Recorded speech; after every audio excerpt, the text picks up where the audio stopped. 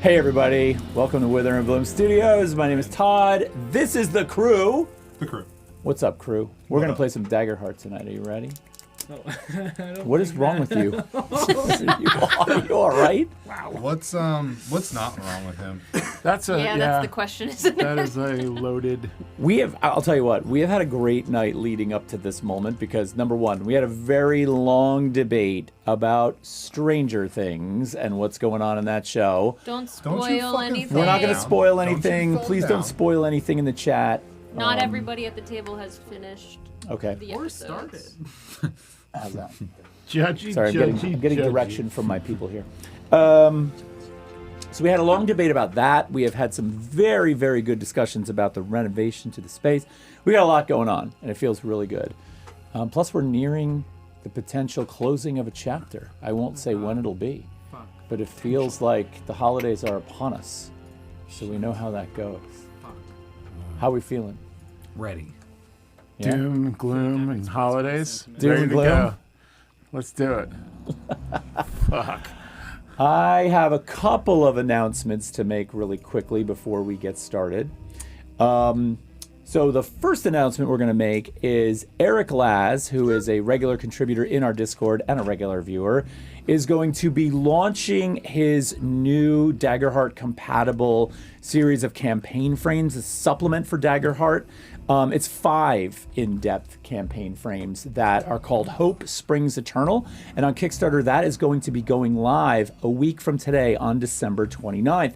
The art is amazing, and there are a number of campaign frames in here, including the Everrhyme and the Eternal Song and Gutter Punk Rhapsody. There's some really cool stuff in this. So you definitely want to head over to Kickstarter.com and check out Hope Springs Eternal. Follow it so you get a notification for when it goes live, and then back it. We are totally backing it. I can't wait to get this material. So definitely go check that out. It's going to be awesome. Teacher, What's the date of the release? Because you said a week from today, and you said December 29th. Oh, Wow. thank you. Thank you for paying attention in class. It is not December 29th. It is December 9th. There we go. Sorry, December 9th, 1 week from today. But what mine did was it put December 2nd and December 9th in the same sentence because they're a week apart, and I fused them. So yeah, December 9. Does anybody else have any announcements? No? Did y'all have a good Thanksgiving? Yeah. Oh, yeah. Good. Yeah. All I right. had to work. I worked on Thanksgiving. So did I. Yeah. well, Boo. Sucks to suck, dude. Mine was quick, though. Oh yeah. Sorry, I I was just 4 to 11. Thank you. It was voluntary. Sorry. I needed to get stuff done. Well, I was just reminded, I do have one more announcement that I forgot. Sorry. We're going to be doing 3, count them, 3 giveaways tonight. We are going to be giving away the limited edition 10th anniversary Critical Role card deck. This is a promo pack that was given away at PAX. Darrington Press was lovely enough to give us a bunch of these. We gave away 3 in the last stream. We're going to give away 3 tonight. So there will be instructions in the chat. You can go over to our Discord and you can go to, is it YouTube announcements? You can go to YouTube announcements and see the instructions there for how to get signed up to win one of these babies. You can only win one. So if you've already won one, please stay out. Stay out. Stay out. All right. That was my second announcement. All right. So last week, we all leveled up. Word. Yes, we did. Yeah, I have to say, I think that the story's progression has been dominating the table a little bit much, and I want to throw the spotlight to some character development. Do you hear a buzz? Yeah. There's a buzz. Where's that coming from? One of the speakers is buzzing? No. Nope. Weird. Oh, Oh, there that it was goes. it. That was it. What was it? It's Mercury's in retrograde. Oh, yeah. Yeah. Well, at least your electrical panel wasn't. It was a Daggerheart card on top of a hard drive that was vibrating against the hard drive. Nice. That's what it was. I love it when cards vibrate on hard things. Oh my god. I was going to say hard drive on hard drive action. Clearly, the bears are synchronized tonight. That's You guys hot. make me sick. All right, so Sure. You should hear you before the mics go hot. Sure. Like- Sure we did. Silent, honestly. Okay, so let's talk about you guys for a minute, because like I said, I feel like the story has been dominating and I don't feel like we've had enough character development. Who wants to talk about us? I love talking about me. Is that sarcasm? Nope. No, not at all, sir. Marked for death. No fear, Daddy. Listen. Not at all. You all got leveled. You're level 4 now. You are at the high end of tier 2. I am curious about what you chose for your level up and why. So can we just kind of like talk about that a little bit? I'd like everybody watching to know where we're at with that and what you guys are thinking. So let's start there. Word. Croia starts. No, I'm not starting. You're I gotta pull mine up.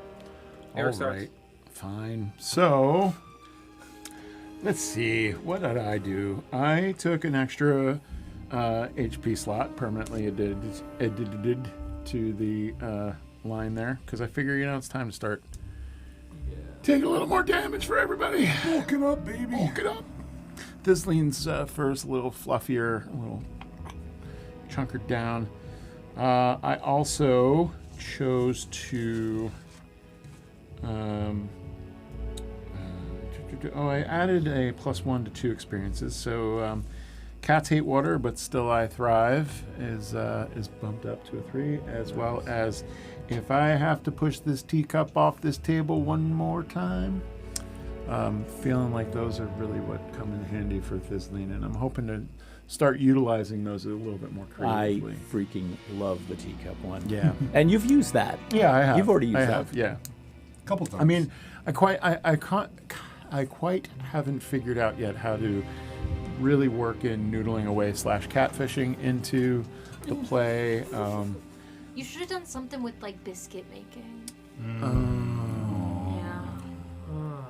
That's cute. Oh. Tons of orders. Well, if you survive tier 2, There you there's go. an opportunity That's to your get it in next- tier 3. Oh. If you were a betting man, If. what would be the odds on all of us surviving to tier 2? Fuck. I am a betting man. Yeah, I was about to say. Lucky Gambling for runs you. in our family, unfortunately. I think That's it's a good one. I think it's a conflict of interest for me to state those odds. I will say that, number one, are you sure you know who you're going to battle, if there's going to be a battle at all? Yeah. Like, we don't know the outcome here. No. We assume it culminates in some boss fight. Listen, if there's not going to be a battle, Bun Bun's going to riot. Do you have a Can we- ranking in your can we- brain of like? Plus 500. That's Can we make a warrior set. comment? Can we make a comment? Yeah. Other than Olivia, we can't die. What? What? What do you mean by That's that? true. What, We can Father? choose You don't life. die in Daggerheart. Other like than the- me, I'm dead. What do you mean? You could die? You could. But you also could choose. But to you avoid also death. can choose to just, lay down and, This take is it. true. This But is if true. we It's really all not die- about who dies. It's about who makes death moves. Exactly. Because you have choices. Isn't that thing if we all die, though, then we're actually dead? Like, if we all choose... Wait, who the fuck said that? Didn't we say that? Like, if If all we of us all go down and choose- choose, like, to live, Yeah. then we're all dead. Yeah. That's true. All right, we'll get to that argument if we get to that argument. So the last thing that I decided to choose was the what did I do? Shit, where was it? Totally whiffed it right out of shit. It's in my vault. Go. Oh. So, Support tank is what I took as support tank? yes. Okay. as my next little domain card action. So I felt that would be a valuable asset to the party as a seraph. Yeah, we need some help. Yeah, well, I guess that's kind of where I'm supposed to be, right? But I'm a finicky cat. Sometimes I don't fucking like you guys. That makes sense. We noticed. Yeah. Okay. Keep talking. Cool. Okay. Moving on. Good. Yeah, let's move on. Okay. Before we move on, can I just make one real quick note to the chat?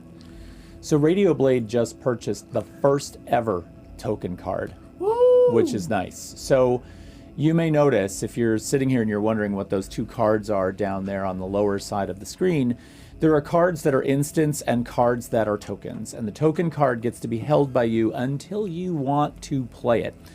But the good news about the token card is I'm going to keep an archive. I'm already keeping an archive of those in Discord. which means now that you, Radio Blade, purchase that card, you're going to be the first line item in that card's archive that says, Radio Blade purchased the card on this date during this session. Then when you use it, we're actually going to write a small paragraph, about how that affected the game.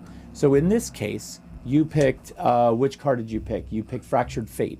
Fractured Fate causes the first roll of the game to be rolled with disadvantage, depending on whether you spent a boon or a bane. And since you picked a bane, that means the first player rolled will be rolled with disadvantage as you play that card. So however that decides to affect the story, we're going to put that in the Discord archive. That's going to stay there. All token cards will accumulate this way inside the Discord, which I think is a really, really cool sort of archive of our story's history. Enough said about that. Thanks for buying that, by the way. Indexor, how did you level? Indexor. Okay. I also added a hit point slot because we are getting beat to hell down here in hell. So I thought a little extra hit point, here or there would be beneficial. And I think at this point, he's taken enough hits to, maybe figure out how to negate the damage a little different. So he gained a hit point. And I also marked the stress. I thought about bumping 2 ability scores up. But I like being not proficient at some of the things on my list. So I chose to just do another stress. He uses a decent amount of stress for some of the spells that he casts and stuff like that. So I think having an extra one of those would be beneficial. And I picked a card, or my domain card, was Book of Grin, which essentially, probably the best thing on there is Wall of Flame, essentially Wall of Fire. There's a couple other good things on there. And I had to swap out a card because I had 6. So Indexor's actually dropped Bolt Beacon, which was essentially his Fire Bolt. That's how we flavored that. Because he's moved on to Fireball.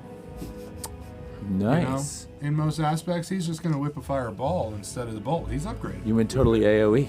Fuck yeah. Good. I mean, it's difficult sometimes when party members are there, but, maybe he'll just start hitting party members. Necessary No casualty. Area of oops. Area of oops. AOO. Fuck that. AOO.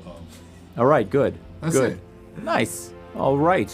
Vicar, Amelia. I leveled up. I did the leveling up I thing. leveled up. Yeah. Would you like to talk about it? Yeah. I chose 2 hit points because it's about to go down. And I chose a card that says Glyph of Nightfall. And basically I can temporarily reduce the target's difficulty by a value of my knowledge, which is 2. So I know how much Todd loves that. And that's going to be really fun. Cool. And Wait, you can reduce an adversary's difficulty Yeah. by 2? Yeah. Interesting. Maybe I'll treat that like Target's Black Friday sale, where I'll bump all the adversaries up by 2 before you play. You're a bad guy. You're a bad guy, dude. Wow, did you just call that out? Like 100%. Wow. Come on, they're evil. they're all evil. I mean, you can't just say it's just Target. Like Oh, it's lots of Michaels. All of them. All of them. Home Depot. Michael's dynamic pricing. Lowe's. That's Sorry, my level up. sorry. That was breaking. Yeah, you stole my thunder. I'm dude. breaking the game. My bad. We're not talking about anything else. It's just like what we picked. If you have other relevant things to the level up that you'd like to talk about in terms of your character, then let's do it.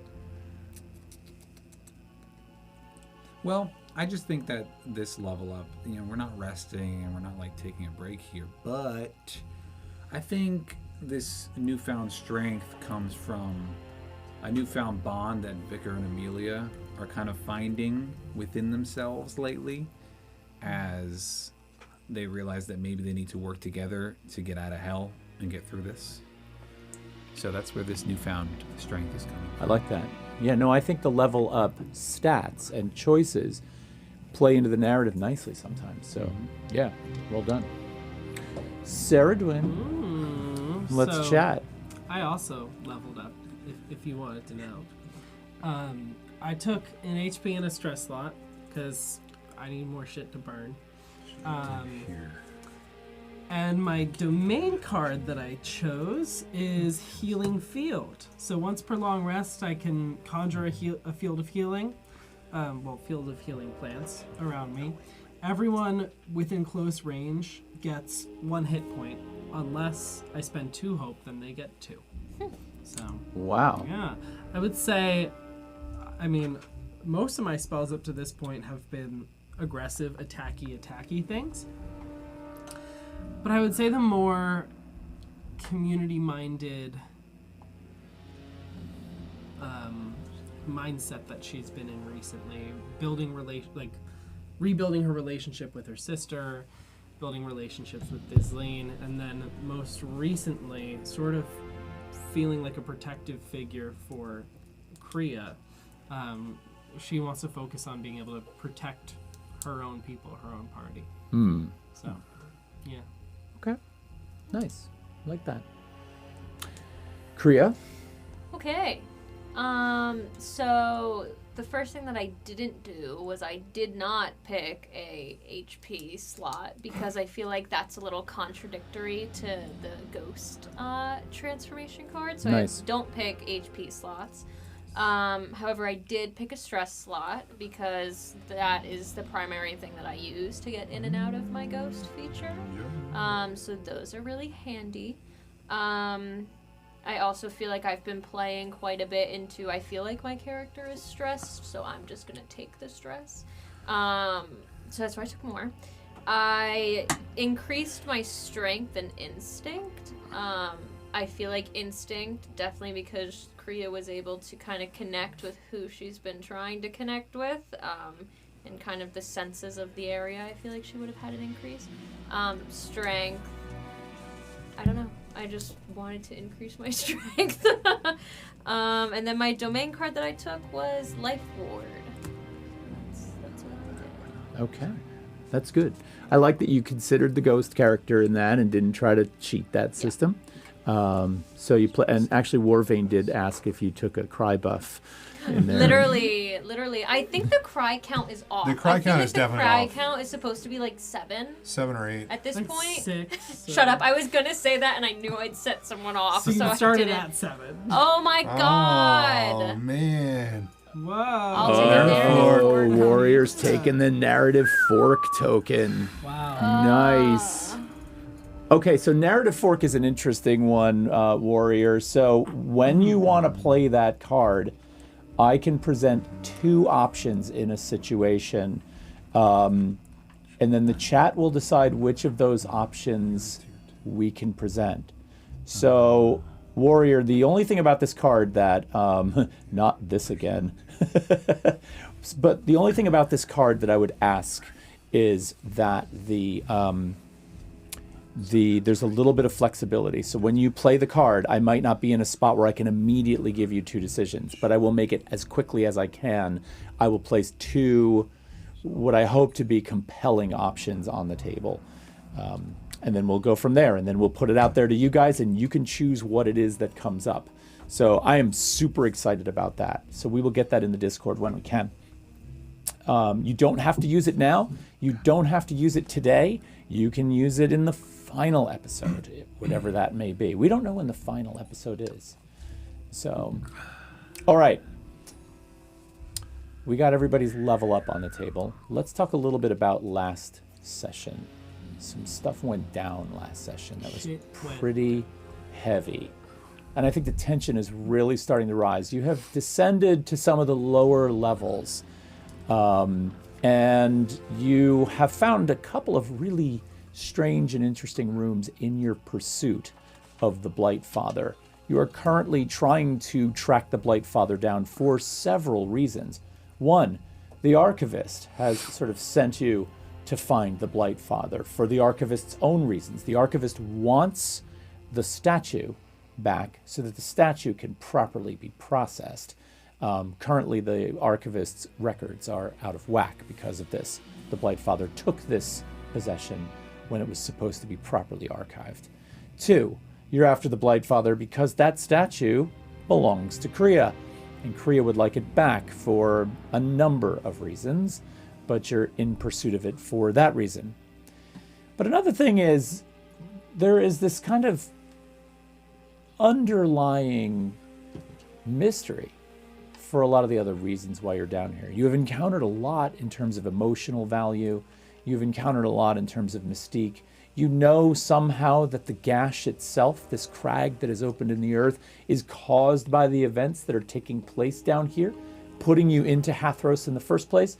And so there's also this sort of, desire to solve that problem, even if you don't know exactly why it is happening. So you're down here for a number of reasons. You're uncovering a lot. There were a couple rooms you came into. Thistlein, you found a pretty interesting room last time, where these bodies were floating through the ceiling into a large pile. Yes, and I felt oddly compelled to drift in and join that. Yeah, you were drawn in. Quite so.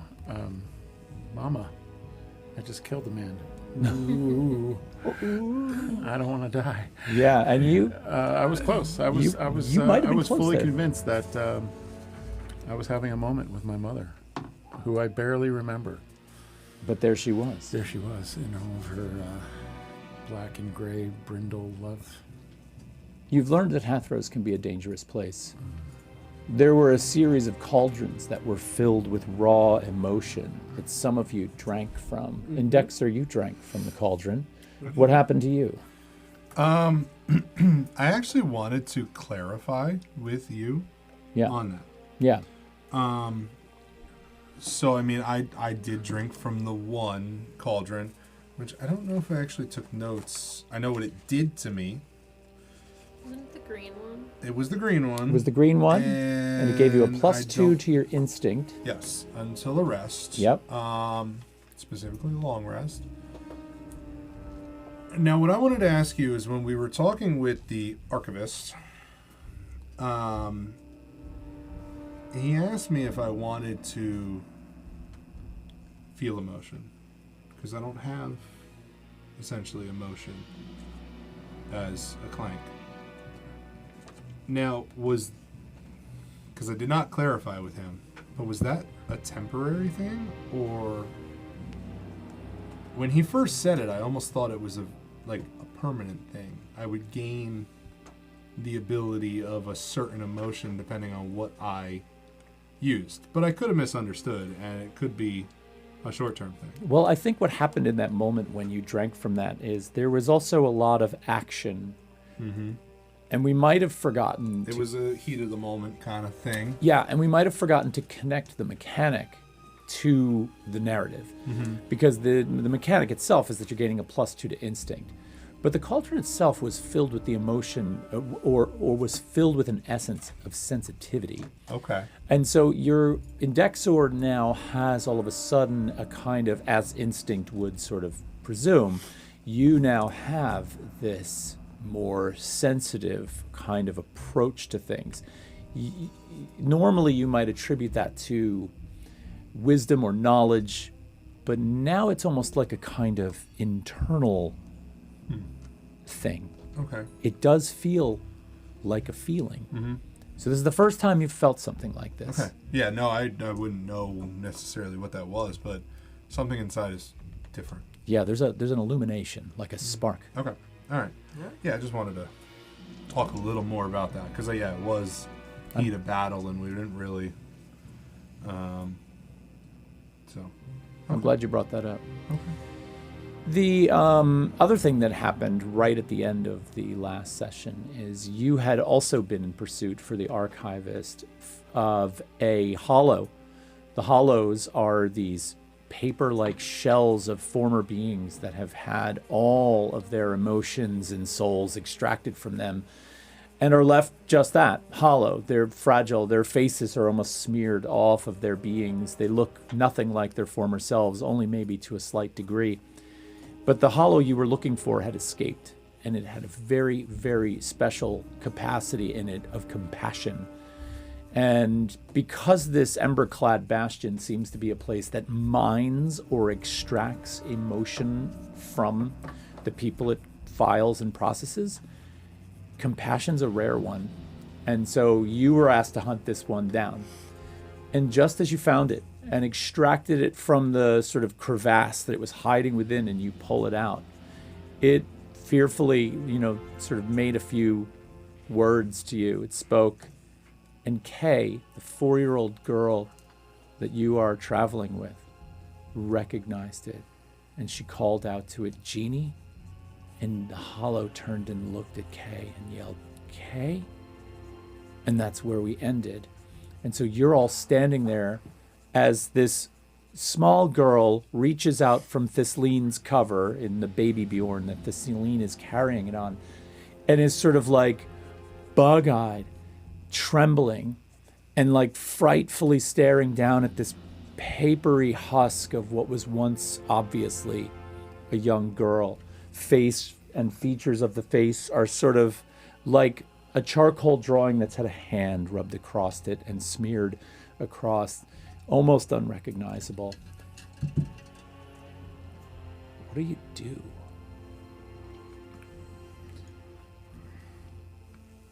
What the fuck? Are they making any attempts to like go to each other? Yes. Kay is trying to get out of that baby Bjorn, and the husk, the hollow, is kind of very reluctant, but also like trembling, and you can almost hear the crackle of the paper-like substance that this thing is made out of. Like, I'll bring it over. you're gonna pick it up? Well, I have it. It's on me. Oh, that's right. You pulled it out. Yeah, it kind of like wrapped itself around me. Okay. So I'd bring it over. Thistling takes a step closer. Kay looks at her, and she's visibly so shaken, so traumatized. She says, Jeannie, what happened? What happened to you? She's like, I got away. I got away after they took Mom and Dad and processed them. I ran. And Kay freezes. There's tears welling up in her eyes, and she's like, They got Mom and Dad? And the hollow just kind of nods, sound of like crumpled paper. This is a very bizarre scene. I'm gonna throw it to you guys though for a moment. They're kind of very caught up in emotion, so they're not throwing words at each other very quickly. The way that Kay just said that, did she question it's her mom and dad? Do we assume they're sisters? Yes. Fucking hell. I look at my sister. Just Thistling kind of leans their head in, kind of rests it along the side of Kay's face to just try to comfort her a little bit, and whispers into her ear, "Who is cheating to you, little one?" She's sobbing, like her back is heaving as her head presses into your shoulder. She said, "She's my sister." I'm gonna pull I'm you. sorry for you. She's just crying, like uncontrollably. I'm gonna pull Vicar aside. Just out of earshot of whatever's happening.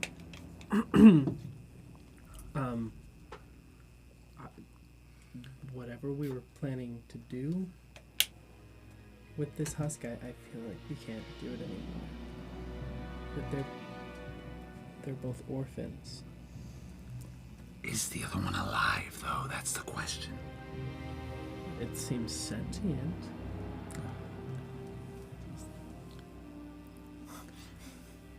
I understand the sentiment.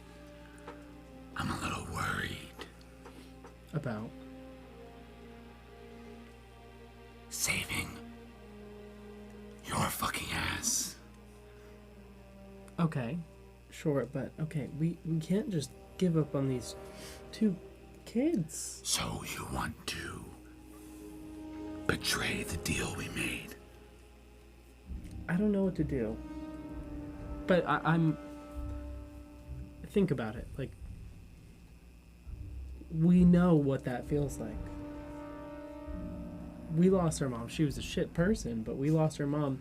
And had I lost you, or had you lost me, think about how different our lives would have been.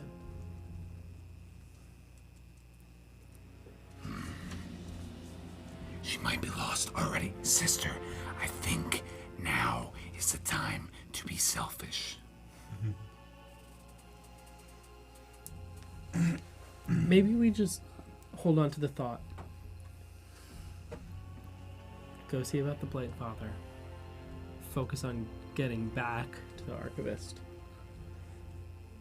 before we make a decision. But I just want to keep it in mind. Because, I don't know. Maybe I see what you're saying. Now it's the time to be selfish because we need to protect our asses first. But it just doesn't feel right. Did you walk far enough away from me? I was going to say, are you still holding on to the hollow? No, we walked away. Yeah. Okay, because this lean's ear has kind of like perked a little bit to that side and has tried to steer the hollow and... So you've let the hollow down, Yeah. Yeah. Yeah. and I imagine And you're. they're close to each other and interacting. Not so much- Is, It's not so much that I don't want you guys to hear. It's more so I don't want the kids to. I knew that's what Yeah. you were doing. Yeah. Maybe, like, they can be part of the trade or something. We'll see. Okay. But start thinking about yourself. Stop touching shit. There's suspicious liquids, and you almost drank it. I'm sorry, didn't you take a suspicious pill like just the other day and you turned into half werewolf? Hello? I'm fine. right, Okay, I'm you're fine. fine now. I'm fine. I had a sense that I was connected to that pill. Did you have a sense? Yeah, I did. I'm gonna give you some fucking sense. Alright, okay. If you don't want me touching shit, I won't touch shit. I won't touch my sword. I want to touch a fucking tree. Alright, I want to get the fuck out of here. You will. You will. But, You will do. yeah, but, it doesn't mean that we have to stop worrying about people. Or that we can't take small risks. You know? I'm gonna kind of just give you a look and then walk back to the group. Alright. Fucking dick. This lean's been kind of trying to listen in on this conversation, but also spending more attention on the two, on the Hollow and Kay. And it's been listening to their interactions, their sobbing, their emotional connection, and feels a deep sorrow and pity for both of these children that have lost their parents, and one has become this ashen husk of what they were, and both of them reconciling that in their minds. And this lean tries to be supportive and comforting, but also feels a need to try to keep moving things along, Yeah. and looks at Jeannie and says, "Do you know where the Blightfather father is? The wormy man?" You see Jeannie's posture change a little bit. Even though she doesn't have a face, the contours of the area of the head kind of change a little bit to kind of like shy away a little bit. She says, you won't take me to him, right? No, we won't give you over to him, but we need to make him pay, and we might need your help to find him so that we can do that. I know where he is. I've listened in on a number of his conversations. I've tried to see if there was a way that maybe I could find out how to come back.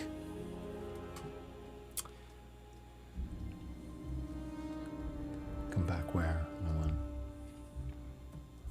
I know that something's changed. I know that I'm not the same as I used to be. And this is when you realize, you look at her, she's not able to see who she is.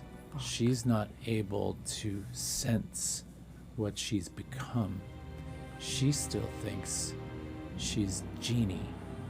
You see her as this transitionary state between life and death. And because she's a child and she's naive, and she's able to sort of sense that you're there, she knows that she's still somehow connected to material essences. So it's that moment that you realize that. She also was known as the compassion husk or hollow, right? And you're starting to get a sense of that now based on how she's reaching out to Kay and how she's responding to your questions. That being said, she looks at you and she's like, he's taken so many children. He's so nice to them.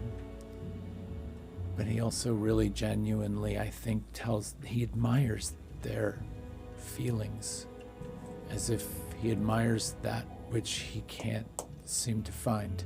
I know that sounds complicated, but I've been watching him for a while. He tells them how impressed he is with their ability to cry, and then he makes them cry. It's scary. Jeannie, you're a very brave little one. And very smart. You've done very well to keep tabs on this and to try to understand things as best you can. I admire that in you very much. But right now we do need your help so that we can make him pay and make sure that he hurts no more children and makes them not cry any further. Can you help us? Can you be brave again? Yeah. We will do everything we can to protect you, little one. Okay. Can I go home? Not quite yet. There's a lot we have to do before that can happen. If I help you, will you take me home? I will try. Okay. Nothing is certain in this world. This plane is dark and fiery and hot and evil, but we will do our best.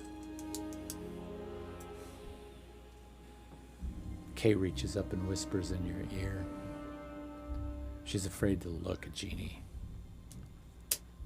And she says to you, ask her what happened to Mom and Dad. Jesus Christ. That's what I want. Jeannie,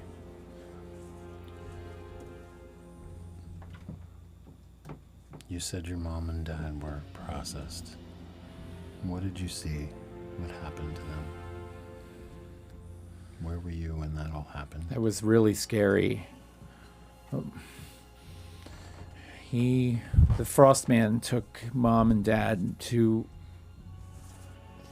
the scary one. The Frostman? The one you called the Blightfather. The wormy man. Yeah. He took Mom and Dad to a very, very scary man. He comes and goes from nowhere. He appears and disappears. And Mom and Dad were with about 15 other people. And they all gathered around in these chairs. They all sat in this circle, and the scary man came into the middle of it, and he held his hands out. And I thought he was going to like release them or praise them or say something nice to them. He seemed scary, but I was just hoping for some good to come from all of this. And as he raised his hands up into the air, they all lifted up out of their chairs, and it was as if they drained from inside. And the scary man began to glow hot and grow in size a little bit. He almost pulsated with a kind of anger. It was so hateful. And he drew it in, and once he did, and they all drained and fell to the floor, he threw his hands down, and everything shook. The whole place shook. Rocks fell from above. I ran and hid. I knew Mom and Dad were gone. There's something going on with the Blightfather man. The wormy man he's up to something else, because he's hiding things from the scarier man. Scarier man, did he look like an insect? Was there lots of eyes on the scary man? No. What did he look like, Nolan? The scary man is... He looks like a lot of other men. He has a very large tail, which is the part I don't like. And his legs are thick through the middle section. And his feet look like a goat hoof. And he has bumps on his head, like pointy bumps.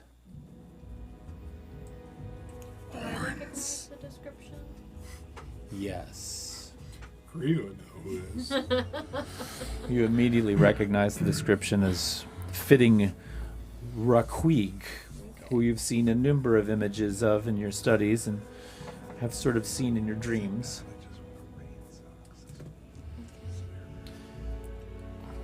The Blightfather's hiding something from him. He's never shown the Blightfather. The Blightfather has never shown the scary man the children.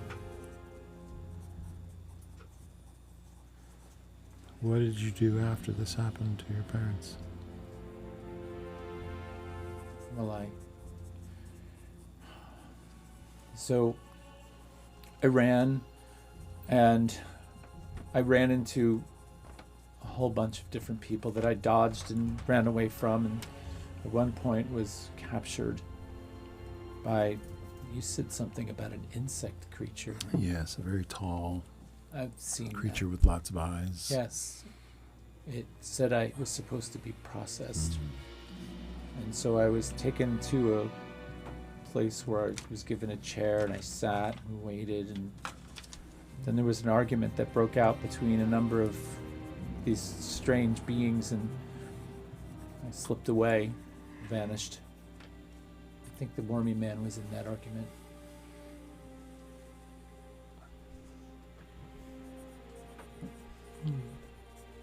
And that's when you got away and have been I've been running ever since. I don't know how long it's been. I don't know what time means anymore.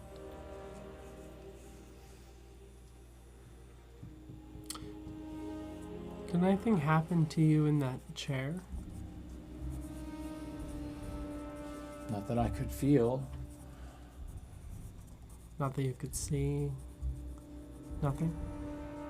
This is a strange place. Do your eyes feel funny? No. No. How funny.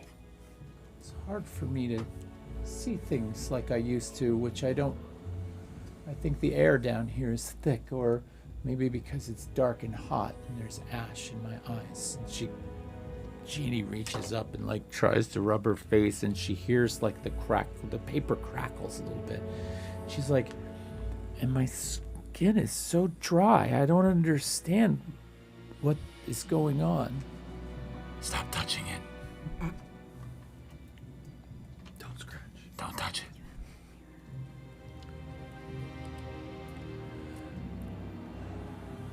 Shouldn't stay in one place. No. Can I try something? Sure. I would I love it want- if you tried something. To take out my mirror.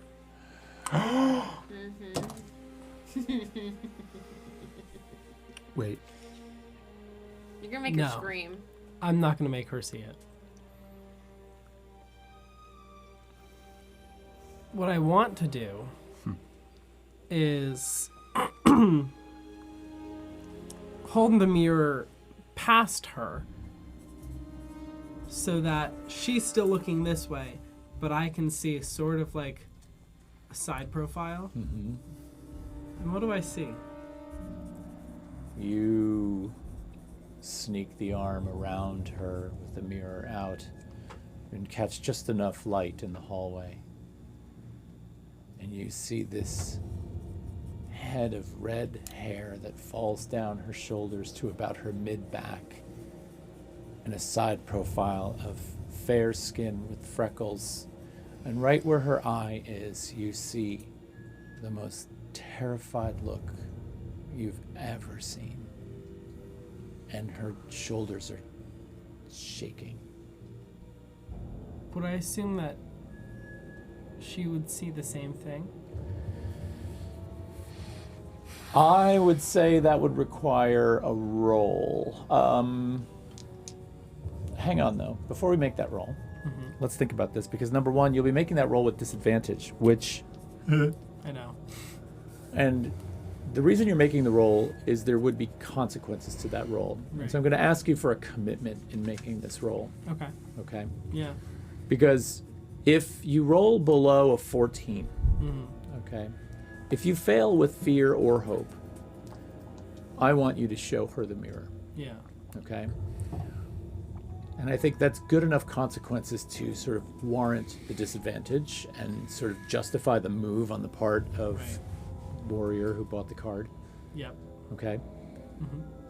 If you succeed with fear, I will let you decide whether or not you show her. I will tell you what your assumption is. Yeah. If you succeed with hope, I'll give you more information. Cool. 14. Minus a You can do it. D6. Yes. A D6. A D is nuts. Really? I don't think any of my experiences could apply Good one. here. Unoriginal. And what type of roll is this? Let's say instinct? Oh, Radio bought that one. My bad. Yes. Thanks, In- Warrior. Instinct? I'm going to let you justify it. I think it would normally be instinct because you're wondering, you're assuming whether or not you would, Yeah. yeah, Yeah. whether Awesome. she'd see it. Alright. Ooh, time for a crit! Let's go! I didn't consider the crit, but I'm hoping it doesn't happen. Did you roll with a All D6? right. Did you put a D6 in there? Yeah, I did. Okay. I did. You're subtracting the D6. So that is a 18 with... What did I do with these last time? You're supposed to know that. I think this is before you usually my do it. fear, so that'll be... Yeah, that's an well, 18 there's with fear. blood on the dice. Yeah. So an 18 with fear. Mm-hmm. So you rolled, did you subtract the D6? Yeah. Oh, wow. So a You rolled success with fear. 9/11. Wow. I did. I actually rolled 9/11. What the fuck? What's Wow. so funny about 9/11? Nothing. So Nothing. a success with fear. Would you assume that she would see the same thing in the mirror? So I would say that in this case, you recently showed the mirror to Vicar, Yes. and Vicar saw. What did you see? I What I forget. looked like as Vicar. When you were Amelia. Sorry. Yeah, I saw what Amelia looked like. Right. When I was Vicar. So yes, so this does work on others. This is not like a Right. magic item that only functions to you. Right. So given that knowledge, given that you just saw this, and given that you know that this hollow is a form of Genie, I think the assumption would be, yeah, Yeah. she'd probably see that. However, you do know also that she is having trouble with sight, Right. probably because a majority of her face is missing. Yeah. So that's going to be kind of problematic. Yeah. I'm not going to. I said you could consider it, right? Yeah. I'm taking the fear. Yeah. But I'm gonna bank that fear. I did confirm that she's really a person. So, that's good. Fair enough. Are we, bringing this? Yeah, you're coming with us, right? Are you currently talking to Jeannie? Yeah. Jeannie kind of turns and faces Thisleen, Yes, come with us. nods slightly. We're on a timer. We should go. Thisleen kind of gives Amelia a look. The ears flatten a little. Perhaps a softer tone with this one. For the time being. This is my soft. I'm well aware.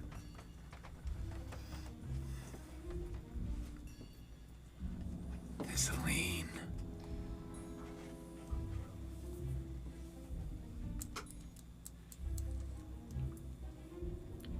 Soften a little more. And walks. Softer.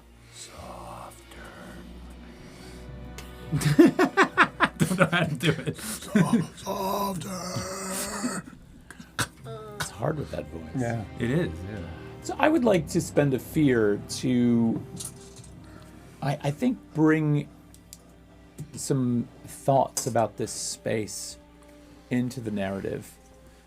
We've talked about this once before, but I think I want to revisit this, and I'd like to sort of give you something to think about. First of all, I want you to think about what you just witnessed. You have found this one child who seems to have found her now dead sister, but in some kind of purgatory form.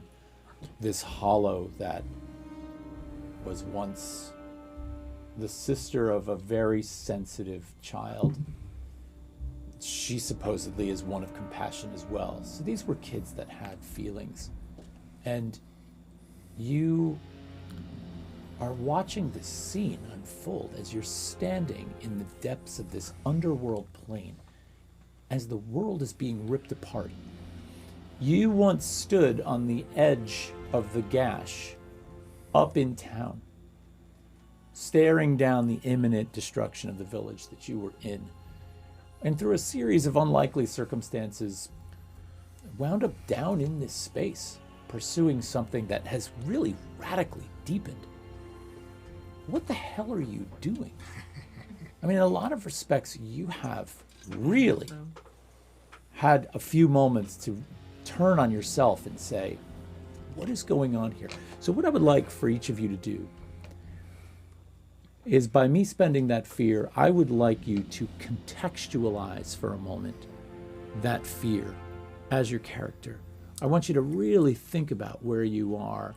Not so much the anecdotal events that have unfolded in order to put you in this place in a very objective sense, but subjectively, as if you are this character standing in this place, coming to a realization of how monumentally fucked up this all is. I know exactly what it would be. What? So can you help me out here? Yeah. I think everything has just been survival and putting my life on the line and, throwing myself at things first so that maybe, the people I care about don't get killed. And now I'm really just recognizing that we have the lives of two helpless children in our hands. One. And, well, a child in a hollow, but, which was once a child. And it reminded me so much of myself and my sister and how much I appreciated having common flesh and blood along with me the whole way, and how much good that brought me in my life to share a common struggle with somebody that I share blood with. And I'm sort of using that experience and putting myself in their shoes, and how they've both lost their parents and seen way more shit than they ever needed to at this age. And our choices will affect not just if they live or die, but if they have each other and if they can have the same experience and camaraderie that has shaped me to be who I am today. Yeah. It's the only support system they have anymore. There is a real interesting, and I didn't realize this until you just said that, but there's a really interesting linear connection between you and Vicar and Kay and Jeannie. And I could see how spotting this hollow and dealing with Vicar in the multiple forms of Amelia and Vicar would have a real resonance with you. Yeah. That's interesting. I could piggyback off that. Go for it. I think that Amelia is starting to miss being the scariest thing they knew. I think being down here, it kind of makes her feel small, which doesn't happen often. And then also with the rewriting of history and their kind of bonding inside of this one body, Vicar's care for Sarajwin is manifesting in Amelia, but it's manifesting in like protectiveness and anger, where Amelia is rash with her emotions, Vicar is thought out, so Vicar may be handling a situation where they see these two sisters with kindness. Amelia sees it as an omen. What kind of an omen? That's an interesting. omen that one of them might not make it out of here.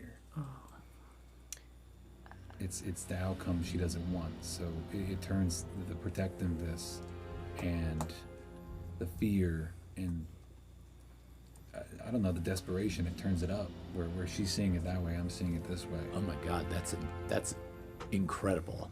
Thank you. Wow, I did not consider that either, the omen side of it. Thizleen's been, as they've learned more and more and gone deeper and deeper into this journey, they've really been feeling disconnected and floating and simply dealing with the tasks that are at hand right in front of them at that time and how to best comprehend and process and still maneuver through all these different things, as well as taking care of the thing that they're starting to realize is as they understand more about this gash and how the lore of the moon cracking and the general huge stakes that are placed upon the shoulders of these random bumblefucks that have chosen to jump into a hole to try to save everything and found themselves shepherded into hell. Now there are these two children, and after seeing a ghost remnant of Thizleen's mother, they suddenly start to realize that they have had this maternal, parental feeling that they didn't quite understand or know that was there. And that's starting to manifest itself. And they're realizing that that has been applied overall to this ragtag group. But the fear is not whether or not they'll die during this whole ordeal. It's how they'll explain to this child that is living ash that they went the same way as their parents and how to reconcile that with the living child that's at their breast. Wow. That's good. That's really good. So maternal instincts surfacing. Okay. Yeah. And a bond. Like kind of a new bond for you, because yours has always kind of been this very cat-like, distant, I don't like to use the word distant, but kind of a, I'll play this my way. Flippant is better. Yeah. And now all of a sudden it begins to surface. There's a little need to pick these two critters up by the scruff of their neck and make sure that they're safe, but is terrified that that will be the failure, and that they won't be able to keep them safe. It's bleak down here. And Dexor. So this whole time that this interaction is happening between this Husk sister and Kay, the one that is in our party right now, I think Indexor is thinking back to that time where he was standing at the side of the Gash, back up in Kendril. His initial reasoning for coming down here was all about research and trying to stop what was happening. But since he's been down here, and now, get this right, we're circling back, Indexor doesn't really have emotion. He's in this group of people and can't really understand like the sisterly bond and the ghost child that we're now learning, has a mother statue and stuff like that. And seeing this child that has now entered our group, we've had multiple people enter our group, and every single one of them has died. Ever since this child entered our group, Indexor has felt there is no hope for this child. And now seeing that the sister is dead, the parents are dead, he feels there is no hope for this child at all, the path that we're going down. Indexor feels like there is no hope for any of us. Like, what are we against the devil or whatever this Raquig is? I don't think there is any stopping this. He initially came down here for research and to potentially stop this. And what he's seen, he thinks it's above all of us. And essentially has no hope as to what's going to happen with this group of people.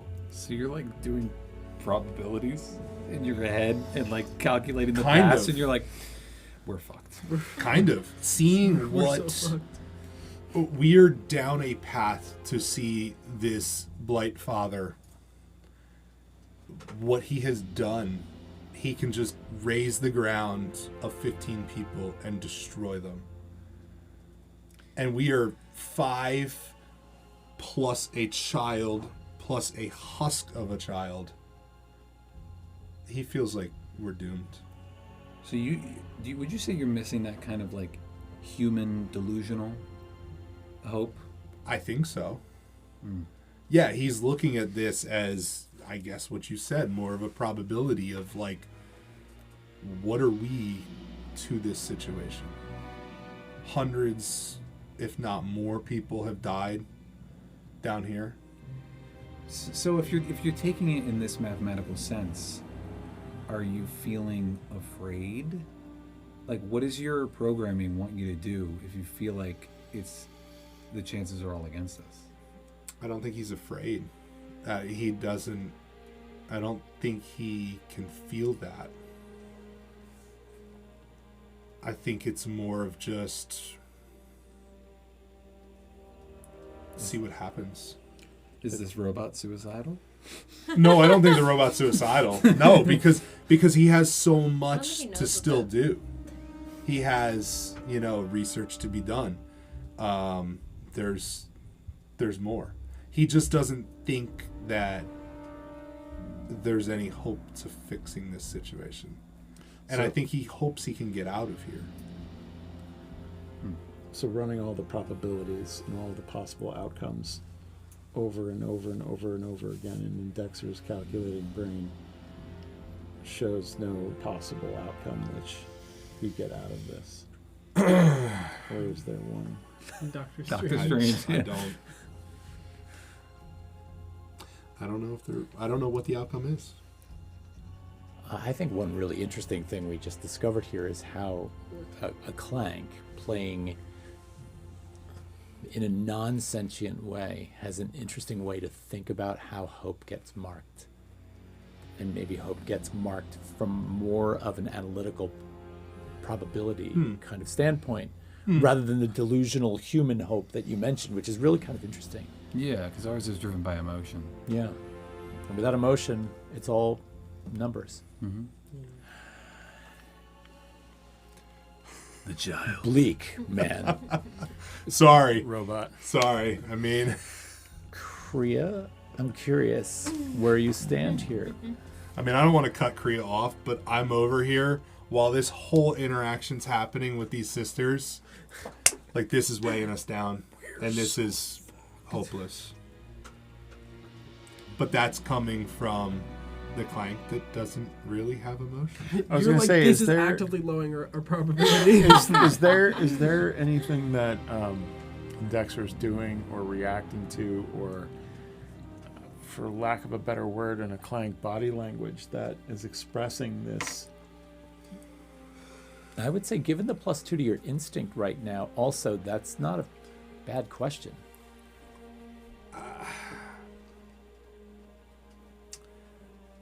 Connecting the dots that we have multiple tasks ahead of us. And Dexter, I think, feels there's so many different paths, so many different tasks. One thing wants us to save this statue. And I think in the back of Dexter's mind, I don't think that's going to go well with the dead child that supposedly the mother is trapped in the statue. I don't think she's going to give it up. So there's a double cross, essentially. Now finding out that this husk that the archivist wants is now attached to this little kid that is in our group. We probably won't succeed on that. So now he's looking at all these things as obstacles. Yes. Where there might be a way out if we were to succeed on this one task, but that person might cause an issue to that, and that person might cause an issue to that. So he's losing hope, I think.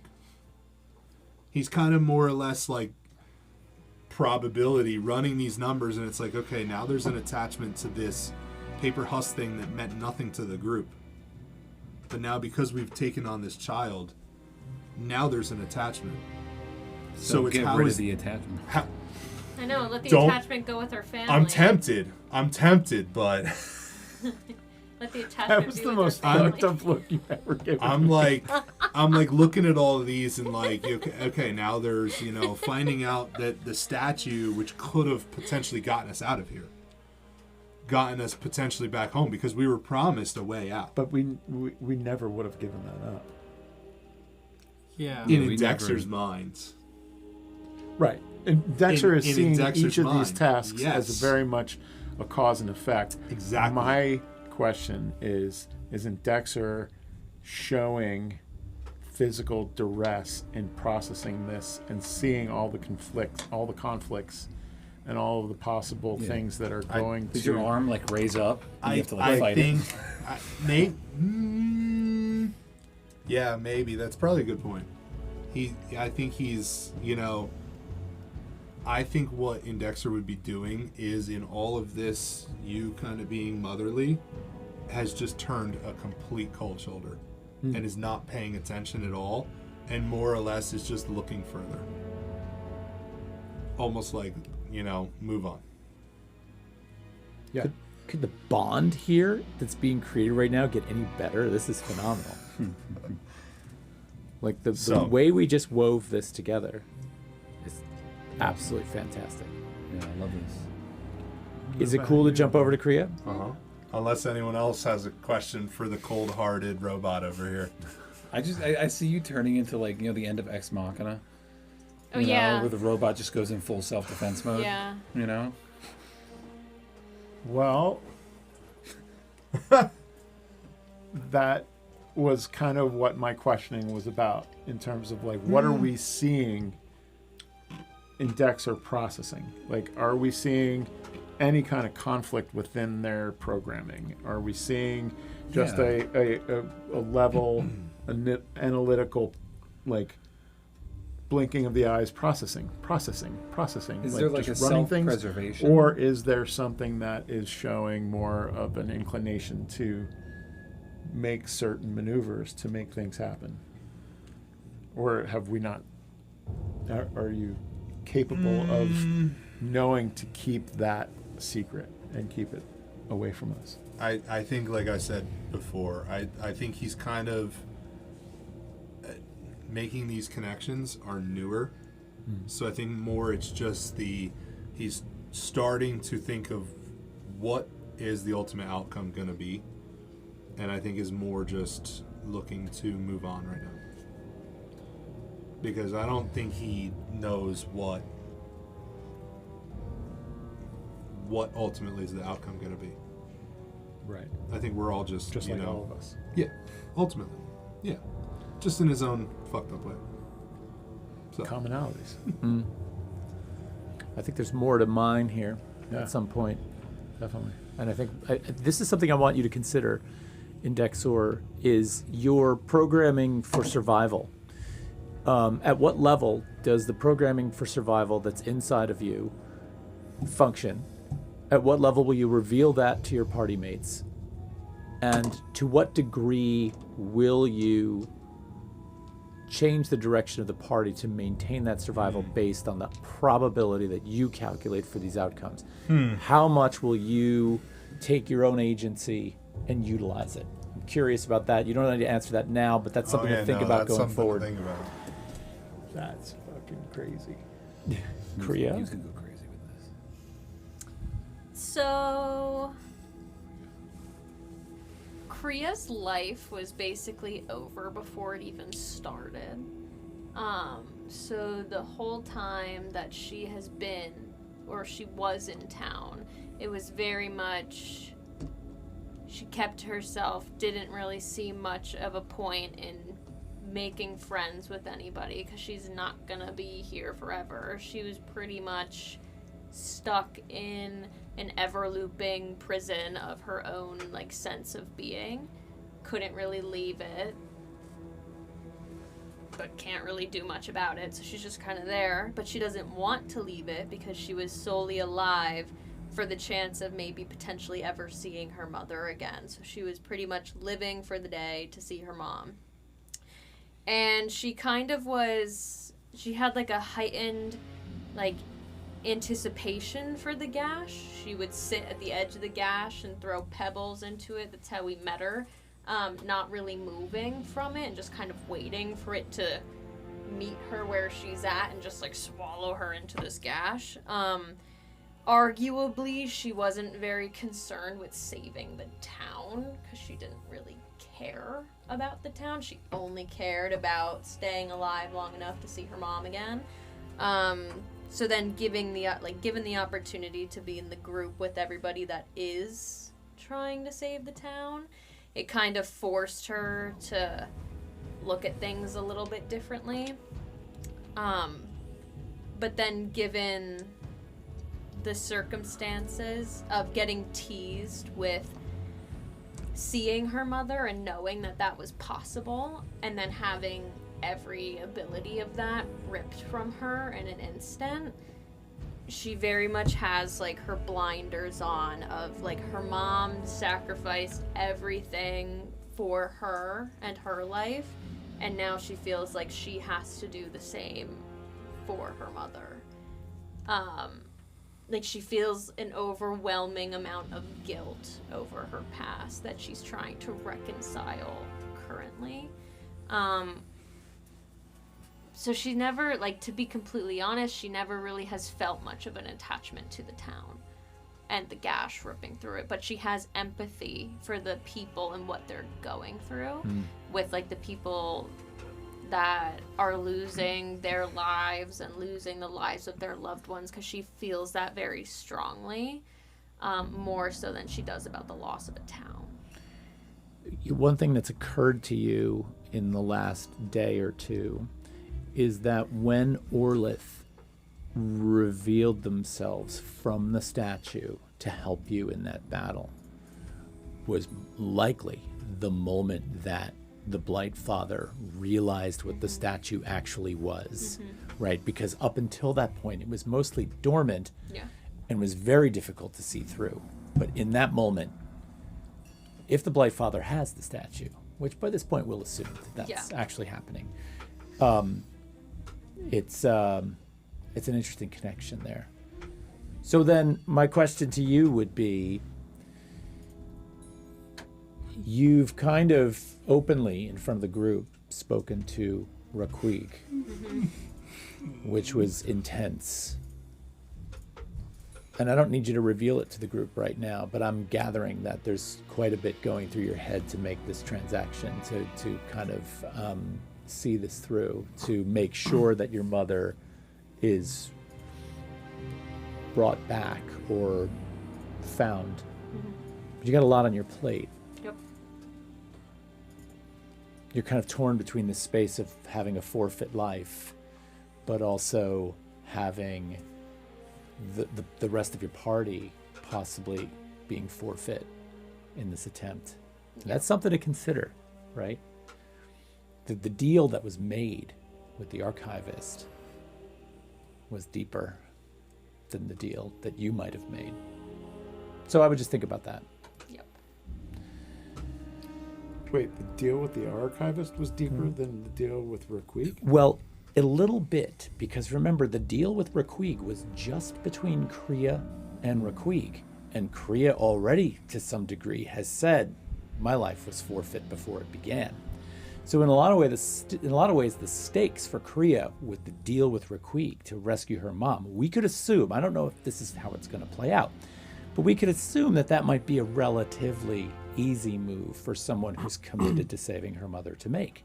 However, the archivist wants the statue back, and it's the whole party that has a stake in that.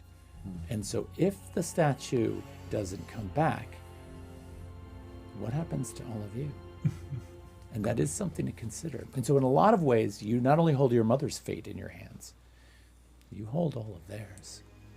But there's also the layer of wanting to see her again. So it's not like I necessarily am going to go right to sacrificing myself, because then that makes that null and void. So there's more layers here. Oh, I know. Believe lot me, of layers I'm really here. interested to see how that plays. It's an onion.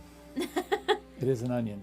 This was awesome. I'm really glad you guys kind of like nailed this down. Keep a lot of that in mind as we go forward. Yeah, thanks for this. This is dope. Yeah, Yeah. it's good. All right, we're moving on. We're moving. Speaking of as Croia in the moment, I think we should ambush the Blightfather. I think I have kind of a plan that could work a little bit in a way. Oh, okay. Let me, and I'm gonna look over at Kay and over at you. Let me go in first, and I want you guys to be scarce. And I'm gonna offer myself to him in return for the statue.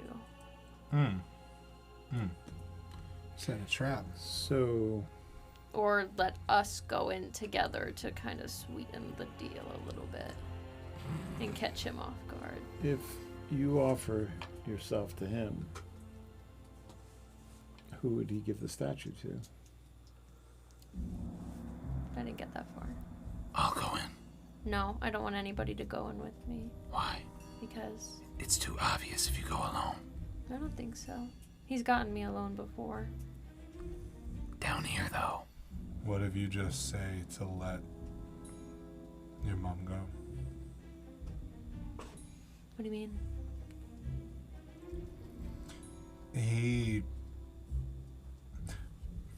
Do you know the reason why he took the statue? Was it to lure you in? I don't know, Was or it to- he saw more of a power in it. I'm not sure.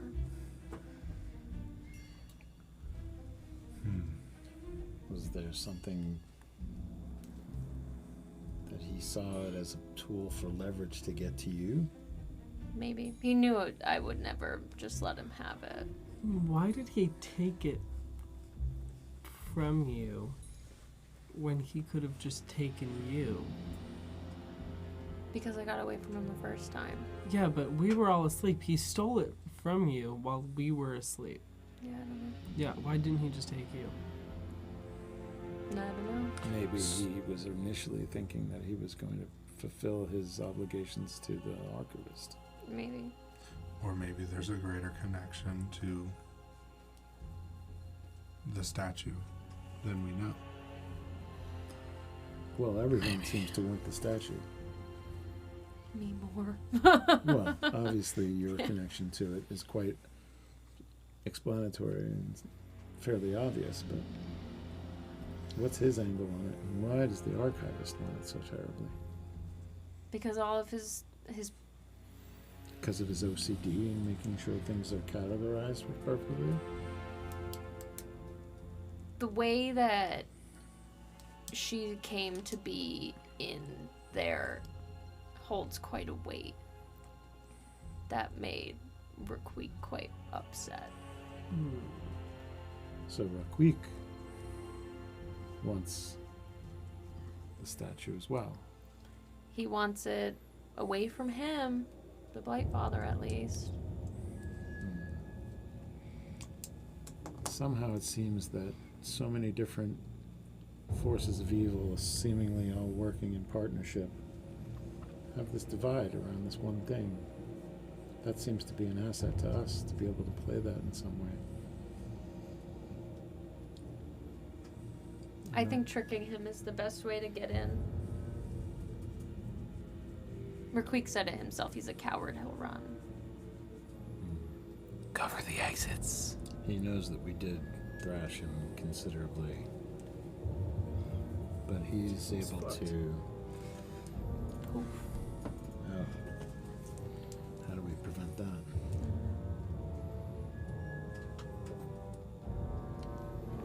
Like a prevent him from casting thing?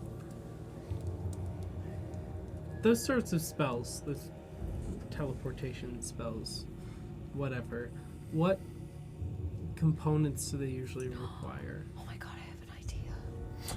Well, I would say that that's not my realm of expertise. But I you know like things. to play with fire. But you have a door. Yeah, I have an idea. What? Who has the compasses? Give me one of them, and I'm gonna put it inside of him, and we'll be able to find him wherever he goes. Oh my god. And the bit is that Can they you- always point towards each other. Mm-hmm. Can you get into the same room undetected by him before you... He wasn't Enter able to him? see me when I was in the rocks previously. But I would need to know exactly where he is to come up inside to of come him up inside of him. without him knowing? Hello. Yeah. I knew it. I knew it. There's no I way. knew no way that was Someone- gonna happen. Set and spike. Of course. This has a possibility. Or I could just ambush him like I did before. Doesn't need to be completely hidden. I do have experience with the jump scares. I kind of like the idea of you being able to drift up inside of him before he even knows you're there. Mm-hmm. But So if maybe we don't do the first plan. We somehow get to the room wherever he's in. Maybe a distraction. You guys distract so I can see where he is and then go from there. But we need to get the statue. That's good.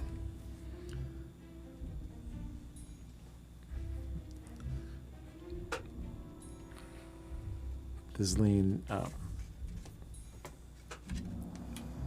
realizes that both the girls are listening to this and checks in on them to see if Jeannie and Kay are how they're doing.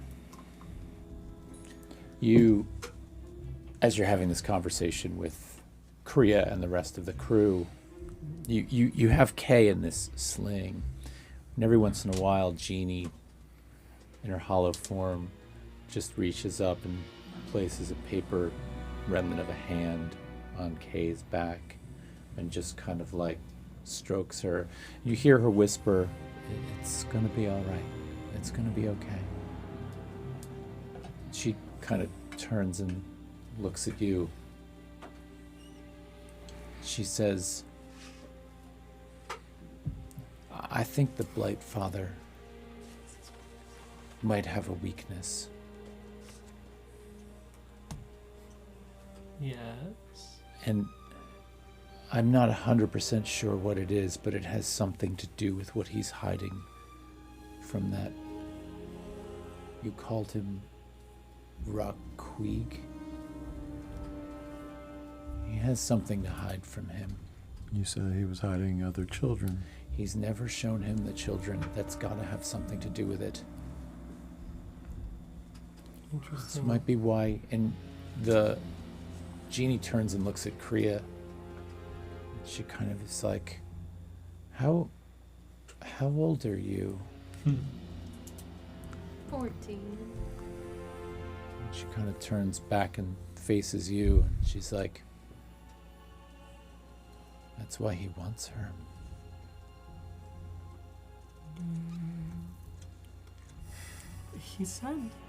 He said something to us about children just having so much emotion that he can harvest. I think that's why he's interested in children so much. But are you suggesting that they have something to do with a weakness? No, I think that what he's hiding is the weakness. Hmm. He's afraid of him. Hmm.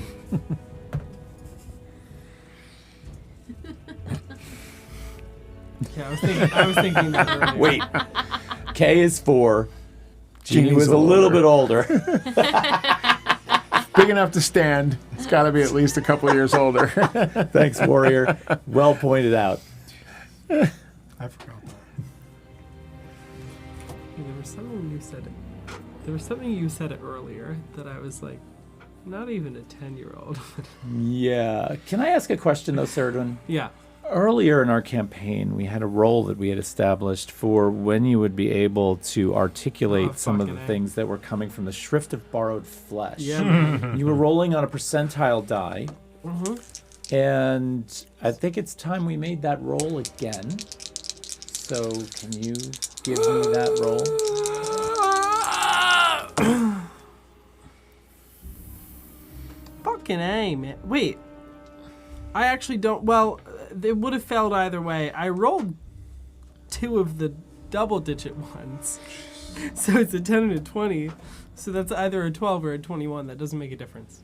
I've rolled under the 50 every time. So I'll say this. Given the failure, Mm-hmm. and that you're not able to articulate this to others, Mm-hmm.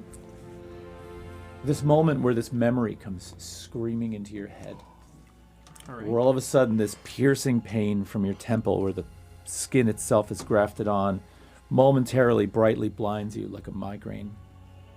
A high-pitched noise inside of your head creeps in, and all of a sudden the imagery in your head changes, and you're now seeing again through some set of eyes.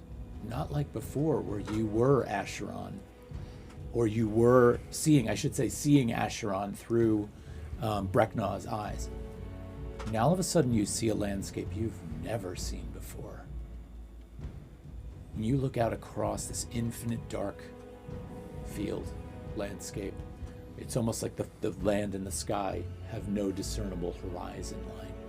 And dotting this landscape are these ovoid illuminated forms like eggs on the ground. They're probably 24 inches high, each one mildly translucent. The light inside is a whitish Are blue. these the fucking fields where the souls live? And you hear a voice in your head speaking as if it's speaking to either Acheron or speaking to you. But it says, "Behold, the wide fields, access to every soul on Vesper. When we crack this, we'll be unstoppable." Oh. And then the memory Oh. fades away. And we're going to go to break. I hate it here. Oh, I don't like that. Unfortunately, you're unable to articulate that to the rest of the party. We are Great. going to take a short break, and we are going to show you some videos, a reel. By the way, there's some awesome new art, fan art in the Artist's Alley, particularly that piece that Ninkos did of Croia's moment with Raquig, with the ceremonial. Oh my God, that piece is beautiful. I threw it in the new Artist's Alley reel, so there is stuff to be seen in there. And before we go, how many people are in the giveaway? We have 8 people in the current giveaway. Can we draw that right now before we go to break? We are about to drop, don't draw it yet. We are about to drop the 10th anniversary Critical Role promo pack from Darrington Press that was given out at PAX.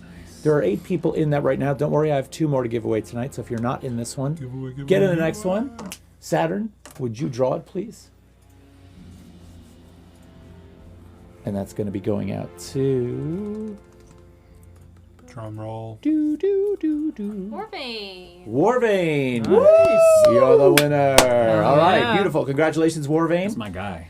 We're going to go off to break right now. Don't worry, Saturn's going to get in touch with you and get some information on your shipping details. And we'll send all these out in a couple of weeks to everybody. We will be right back. Stay tuned. Yeah.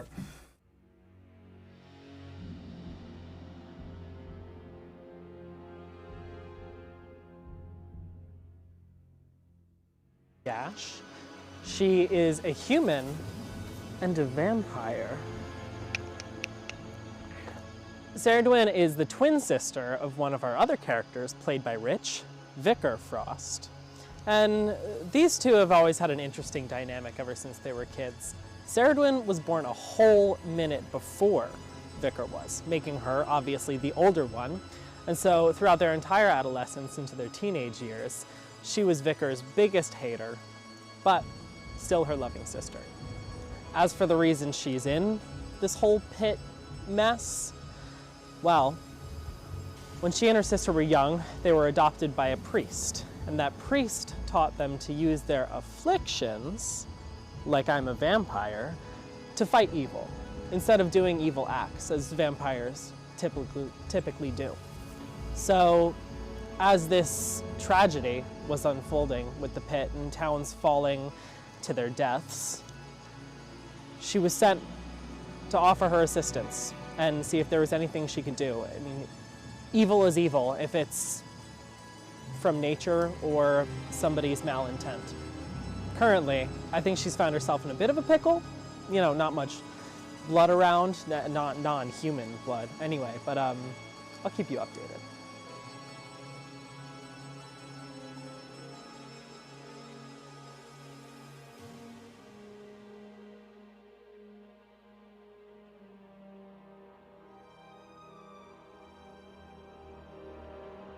Hi, my name is Rich, and I'm playing Vicar Frost.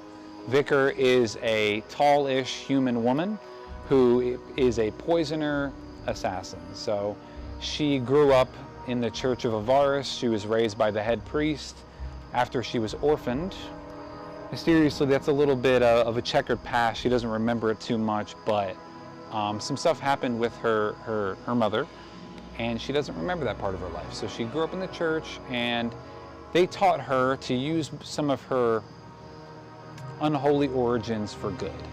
So she became trained to dispatch certain types of vampires and werewolves using her own abilities. And she is bookish. She loves to study on poisons, pollutions, and different ways she can dispatch her foes. And she's a little awkward.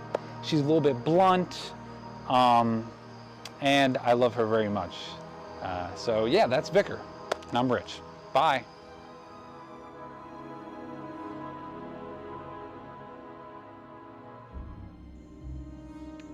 Hey, eyes up here. What am I, like a piece of meat to you or something? It's a good shirt, right? You want to instill some fear in your players? Then this is it. If you're a Daggerheart GM, this is the shirt for you. You want it?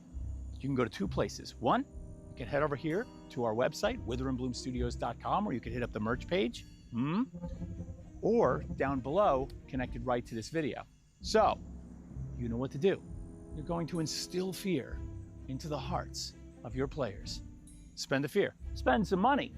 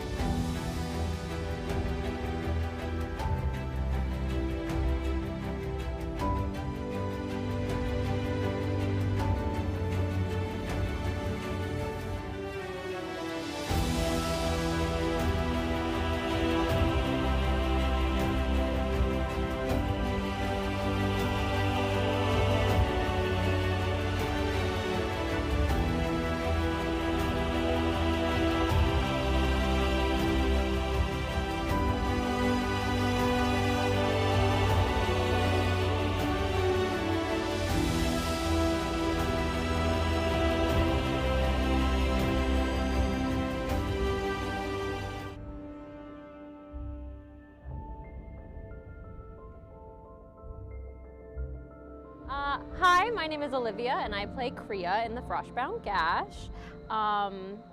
Croia is a 14-year-old girl. She is a Skykin Seraph and a Winged Sentinel. Croia has 2 pigtails, kind of like these. She has 2 bows in each of those pigtails. She's dressed pretty much for the warmth, but not quite. She would definitely still be a little bit cold. She carries around a yay big stone statue that she will not let anybody else touch.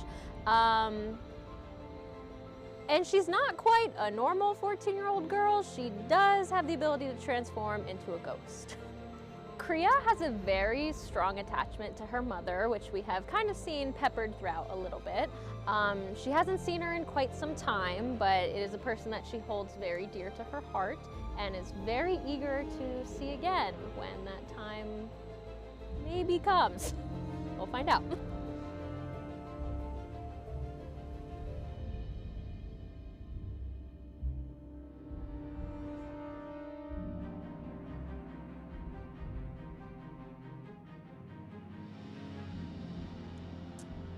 Hey there, my name's Garrett, and I play Indexor in this new campaign, Frostbound Gash. So I'm going to paint you a little picture of some backstory of Indexor. My eyes open, and this is the first time that I've essentially seen light that I can remember. Off to the side, there's a large crate with some packaging, you know, materials, cardboard, whatever. And this is the first thing I remember. My name's Indexor. I've been programmed to perform tasks at a local library. The name of the library is located in the town of Amakora, city of Amakora. It's the Harbor Light Lexicon. I've been trained to record, transfer data from books, and I'm also learning slightly how to do magic from the professor that's teaching me, Edwin Scribblewick. And, you know, that's what I basically remember. And, you know, that's a little snippet. You will learn more about Indexor as this campaign continues.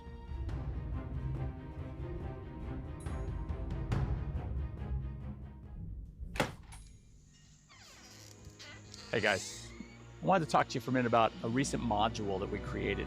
You might have seen our series called A Clockwork Silence on YouTube, and you probably had a good time with that. You know that as a ttrpg, Daggerheart is really narrative forward and really focuses on storytelling. And we had a great time with this in A Clockwork Silence. So A Clockwork Silence takes place in my homebrew city of Amakora, which is on the continent of Emberfell, in a world called Vesper. This city is full of clanks, automatons that are sort of the product of an inventiveness, a culture of tinkerers that have moved into the city because it's full of resources. It's a port town. There's ships going in and out all the time. So you're able to get anything you want. And therefore, we've got a lot of innovation. In this city, a very famous clank inventor named Aurora Flux has disappeared. She's gone missing. And it was just on the eve of her unveiling her latest invention called the Veritas engine. The Veritas engine was a device that was supposed to sort of seek out truth by connecting with the resonating impulses from your body. But what Aurora didn't realize she had done is potentially created an engine that gave sentience to clanks, something she's been seeking for a long time. Now, things are unstable. There's a deep resonating hum throughout the city, and Aurora is gone. Your party is actually going to help correct this. You're going to look for Aurora and get to the bottom of what's happening here. This brings into play so many moral issues that your players are going to have to tackle. Like, for one, does this clank have like a life force now? And are you going to be forced to take it away from her? These are great problems to solve. So I'm looking forward to it. Now, the module itself is completely finished. 42 pages, and you can pick it up on our website, or you can head over to DriveThruRPG, or you can pick it up on itch.io. All 3 resources are available. We're going to get a link to it in our shop below as well. Check it out. If you're a Daggerheart GM, I really think you're going to love this module. Can't wait to hear what you think. Catch you soon. We love you guys, And we want to do this as much as possible, but we need your help. 2 years, no, not even 2 years, years ago, we started as a humble game in Todd's basement. Get the fuck out of my basement. Get the fuck out of my video. We started as a humble game in Todd's basement playing Curse of Strahd. We didn't think anything of it. And then we decided to make a channel. And it has grown into a beautiful thing. And now we have you guys, a wonderful community. If you want to be an even bigger part of that community and help us do crazy things like make short films and everything, hop on over to Patreon, the link in the description below. For $5 a month, you're gonna get a Boon and Bane every month, which is already a $10 deal. And that's gonna help you affect the game in good ways for our players and or bad ways. You are also gonna get a discount on all of our merch. And on top of that, you're gonna get a special Discord role. So please tell us you love us. If not, I'm gonna cry. Okay, bye.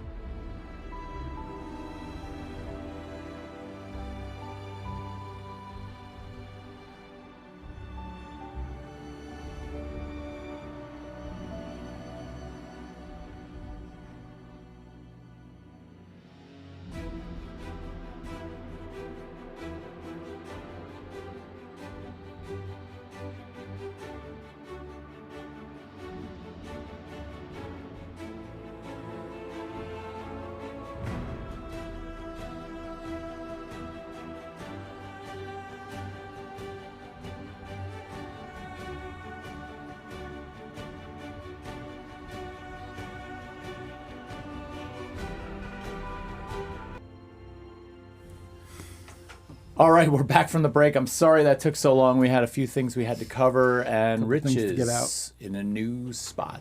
Wow. Give a little grab there on the way out. Excuse me? Wow. Hello.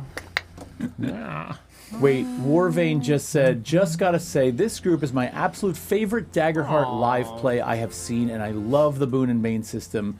Y'all give me something to look forward to midweek, and it's great. Warvane, thank you. That means so much. I really love that. Yeah. Thank you. We love you, Warvane.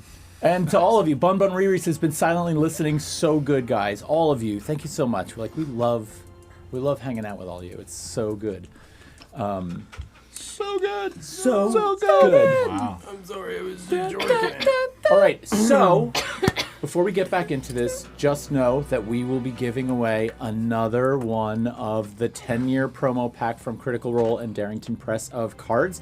So Saturn's going to be setting that up in the Discord right now. You can go over to YouTube announcements where there are some instructions and how to sign up. And at some point, I'm going to be doing 2 of these tonight, 2 more. So Get I'll in it probably to win it. Get in it to win it. All you got to do is super chat $100. Oh my God, gosh. really? Stop it, Richard. Don't listen to him. Bun, you know you want the fear. Or the pain. Wow. Bun Bun summons an army. Bun Bun Riri says, I'm no hero, but Chaos Gremlin I am. Yes. Saturn too. Loving Yeah, that. he's all right. The goat. Facts. All right. So let's see. It's a wee bit chilly, isn't it? In it. We had a little memory thing happening with Ceridwen just before we went Yeah, we did. to the break. And now I think we need to make a decision. So, Yeah. who the fuck was talking to me? Do I know? You know, sometimes when you're inside of the memory of a person and seeing through their eyes, or at least experiencing the memory inside of their mind, it's not always clear, right? Because you see the images of the memory, but you're not exactly sure what the context of the memory is yet. And I think that's going to be something you're realizing with the Shrift of the Borrowed Flesh as this thing begins to take hold, is there likely will be more and more clarity for these things, but at first it's fragments that come in. So you see bits and pieces, but you don't know all. I want to make a prediction Okay. just about the progression of this Shrift. I think it's likely good that I'm failing these checks, because I think that's also how you're measuring my unsavability. Wow. Really? You think I'm secretly doing that? You really wanted to plant that? Yeah, well, Into there? now that you said it, you're cooked. Well, no. It's good that I'm failing them because it's not taking root as fast. I mean, I will admit, right. as a GM, and understanding the bonds of my players, that those are the things that kind of give you agency or give you meaning or give you, the desire to go on. When we have a moment like we did before where every one of you talked about the feelings you had about being in this space, I think about those things. I think about how they'll impact the story and how to just lightly pull on some of those things, like in Dexor's hopelessness, or the fact that you might see this new hollow as an omen for losing potentially one of you two. Yeah. Those are alive and well in my mind, and I think they add a lot of spice. Good. So, yeah, for sure. Spice, Like- baby. Cumin or mild opiates like nutmeg? Oh my god. That's a really good question. I'm sorry. I think mild opiates like nutmeg, but potentially in large quantities. Ooh, The the spice must blow. Yeah, no, it's good. It's good to see. Thank you. All right. All right, so I think it's time for the party to move, but Yeah. I'll let you decide. You guys were talking about some interesting plans. Yeah, I want some motion. What's motion, dude? For maybe how to ambush the Blightfather. Croia had some ideas. We're using Croia as a distraction. Gonna try to put the GPS in him. So we're Yeah, wait, giving, how we're are you- giving distractions so that Croia can get in Yeah. and do Yeah. that. Yeah. Facts. I can try to pin him in one place. If I try to entangle him. I could just I don't run know if we around him should and Hit do him to the zoom ground. ins. Well, then we would be going in with the intention of fighting. We need... That's my intention. Here's the thing. We need a way to get the statue from him before chaos ensues. with him. Let's. Why? Because it's my mom. No, I'm not saying your mom doesn't matter. I'm saying it's probably gonna be fine. We need a distraction. He's not gonna just give it to us. He'd probably disappear with it. Yep. We would likely think that he'll have the statue on his person, yes? Hopefully. So if you're inside of him, Hello. when you jump scare out of him, perhaps you can snag it on your way out. I don't know exactly where it is. So some recon. Yeah.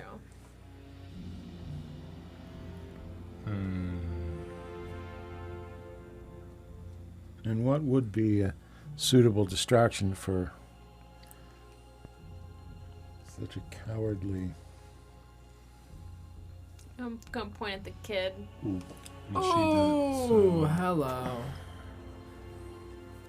Sizzling's kind of got Kay's head turned in towards them. Yeah. Should we It's a good idea. Disguise her? As much as it pains me to admit it, it is probably the most functional. Mm-hmm. So, Perhaps we should deal with that. Okay. Well, going back to the plan that Croia initially initiated was herself, and then trying to trade herself for the statue, but then there's no answer as to how to get the statue. I'm sorry. That how- seemed like a pretty strong plan. He has an attachment to you. Mm-hmm. Warriors wondering about morphing clay. I have it, I think. Yeah.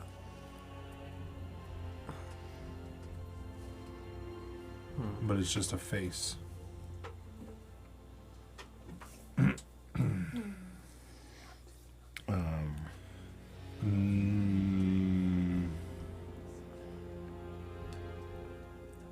None of us are the same size as Croia.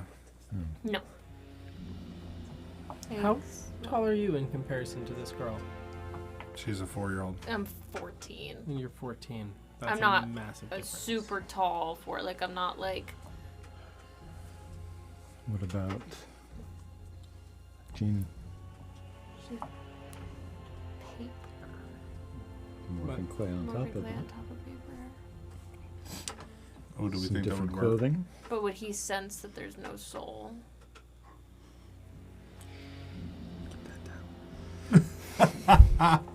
Right? How long is it gonna take you to get inside of him? Not long. So, Well, I guess the question really is, and are we walking and talking while we're doing this? or are we- Probably. I think the two questions are: do you initially become the distraction and the offering, or do we keep you as the hidden one, that one of us goes in and starts to try to engage with him around, and have you come in and sneak attack, jump scare? Or along those lines, we come in saying, we're here for the statue, period, we're not handing over Croia. We hold him in a discussion for as long as we can. You're obviously not there. Mm-hmm. You go under, up into him, plant the compass, come back out, back to wherever we entered from, then you barge in. We act surprised, like, what the fuck are you doing here? Like, you're in danger. And you're like, no, I'm turning myself over. Give In us the exchange for statue. your mother? I mean, this thing's got to know if she's inside of it. He's felt it before.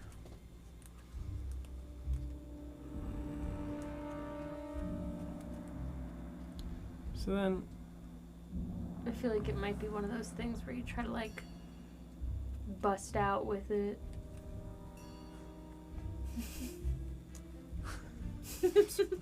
I'm sorry, why don't we just try to fight him?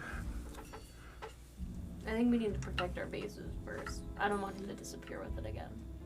That's true. Right. Even though we'll know where he's going Will we, because of though? the compass. Yeah. I don't want that much of a possibility of him to leave with it. But it's got to be on his person. One of us would be able to snatch it. Just also, let's consider how the compasses work. I mean, the last time we used them, we kind of you saw that we were spinning around, but we didn't quite know that the levels had changed, other than the fact that you were standing at the top of a ramp. If he can teleport somehow, he could go to any level. Well then, did you try pointing the compass down? Or up? You were following the compass down to meet up with us, right? Yeah, you guys were. We were already down below, and you were seeing our compass. No, I moving around did the not. spiral. But I You mean, should do that. They point towards each other. They're not limited to pointing to one pole, so it's always gonna. you got a point there. Yeah. I mean, I guess we could try that really quick. Sure, why not? Let's Let's test it. As you guys are walking, you all of a sudden come across. Now you are still continuing down this mildly cut stone, rough-hewn, and natural stone hallway. It's wide. This hallway is at least 15 feet across, but there is all of a sudden a feature: large wooden door cut into this wall, closed, massive cast iron hasps across it, and two big latches in the center.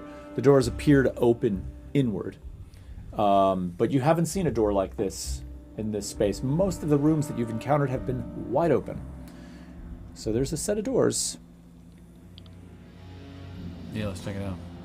We might want to wait, because who knows if that's where he is.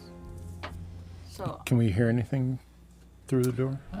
Why don't you make an instinct check for me? Second roll of the night, by the way. Ooh.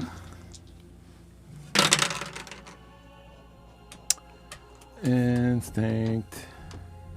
That is a 14 with fear. Come on. Good shake it. Oh, wait. Do I want to do that? I'm going to try a support tank out. Which is... What? I'm going to try support tank. When an ally within close range fails a roll, you can spend 2 hope to allow them to re-roll either their hope or fear die. You didn't fail the roll. Oh, all right, fine. You're also not an ally of yourself. Oh, come on. I got a support tank myself. I'm not in alliance with myself. I ally with myself all the time. What do you mean by that? Yeah. Okay, all right, fine. then. So we'll just keep chat it. clip that. We'll just keep it. All right. Never mind. You bend down and press your ear to the door. And the strange part is there is a sort of coolness to this door. Everything down here has a certain temperature that is very hot. This door has kind of a coolness to it. It You smells cigarettes. you hear nothing inside. Nothing. It's quiet on the other side of this door. And you're fairly certain that you listen thoroughly. So if this is a room with some kind of Heartforge or some kind of larger apparatus, this doesn't feel like it. This seems much more quiet. It's eerily quiet. I know if we want to waste our time with this. Can you, is peeking in, like... You could peek in. I'm going to peek in. Okay. Give it a peek. You grab the latch on the door, and it's unlocked. It's so hard for me to be subtle with it too. Like you just see this like big. No, not loud. You see this big fucking head, kind of like peek his head in. You know. This big white head against these two big dark brown doors in the dark. Yeah, big clawed hand. Just like stuff dripping out of my mouth. You peek inside. Yeah. This is a fairly large, not huge like some of the other rooms you've been in, but this room looks like it's about 30 feet across, 30 by 40 or so. It appears to be some kind of lab. There are 3 tables in this room that appear to have a smattering of objects on them. One in the middle seems particularly interesting, but let me describe the rest of the room to you. There are several of the vats and cauldrons like you had seen before. You're not sure if they have liquid in them because your head is kind of low and the vats sit kind of high, but several of those against one wall. There are also a number of different types of like what appear to be almost like strapping boards. They're leaned against the wall. They're wooden boards that lean against a wall, and woven through them are leather straps as if they're there to maybe hold a body. The space also has all kinds of different instruments, metal instruments like calipers, knives, sharp instruments laying about on the tables. There's no one in this room. Does there look to be a book? As someone who kind of runs experiments themselves, does there look to be some sort of book documenting the progress of what's going on in this room? Funny you should mention that because there is an entire shelf of books on the one wall, and there is a larger book that's open on the table, but you can't see what it says. So what happens here is you see my big body, my big head through the door, and then you just, for the first time, you hear me almost talk to myself. Oh. No. Wow. No. I'm listening. And you hear me go, okay, yes, I hear you. Okay. And then I just kind of hit the door open. It's safe to assume anybody who's paying attention, I might be talking to Vicar. We might be having a conversation. And I'm going to go up to the book begrudgingly and inspect it for Vicar. So this is the she book. Can make sense of this stuff. Amelia doesn't really. Okay, this is the book on the table you're talking about, right? Well, the odd thing about the book on the table also is, yes, it's clearly being written in. There is a quill of ink, or I should say a well of ink with a quill sticking out of it. So clearly there's an active journal. Next to that journal on the table is this glass dome that sits atop what appears to be some kind of wooden or petrified wood, maybe stone base. And inside of this jar is this ovoid form that is about 14, 16 inches tall. It glows from within.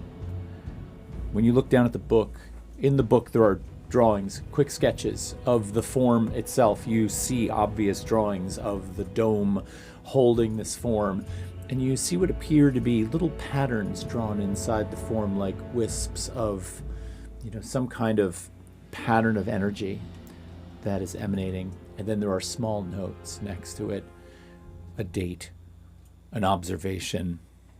Pattern took on geometric form today. Geometric form lasted for less than 5 minutes and then faded. Another note with a date. The pattern was completely dormant today, did not reveal itself.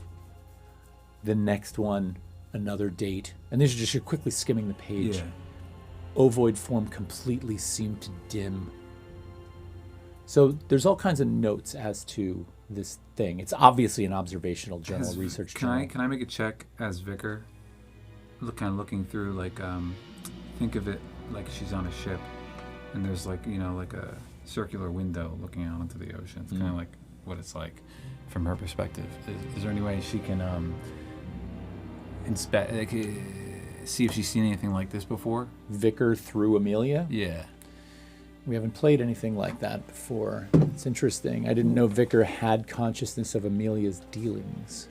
she doesn't. She's watching, but they can communicate to each other. And I don't. Like my stats don't change, so I like. It's I'm not like gaining anything doing this. You know what I mean? So what, you're trying to see if she's seen anything like this before? Yeah, that's mainly flavor. Yeah, make a knowledge roll for me, and I'm not going to lie, the DC on this is going to be very high. Okay.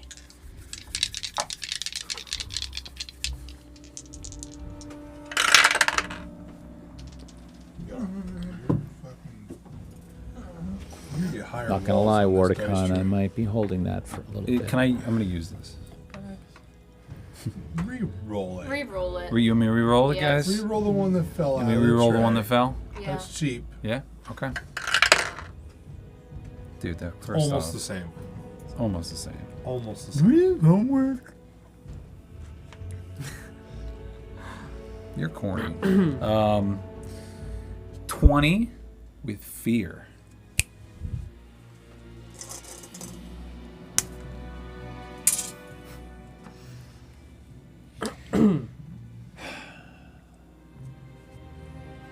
You succeed. Because I set the DC at 20. No. Wow. I did. Yes.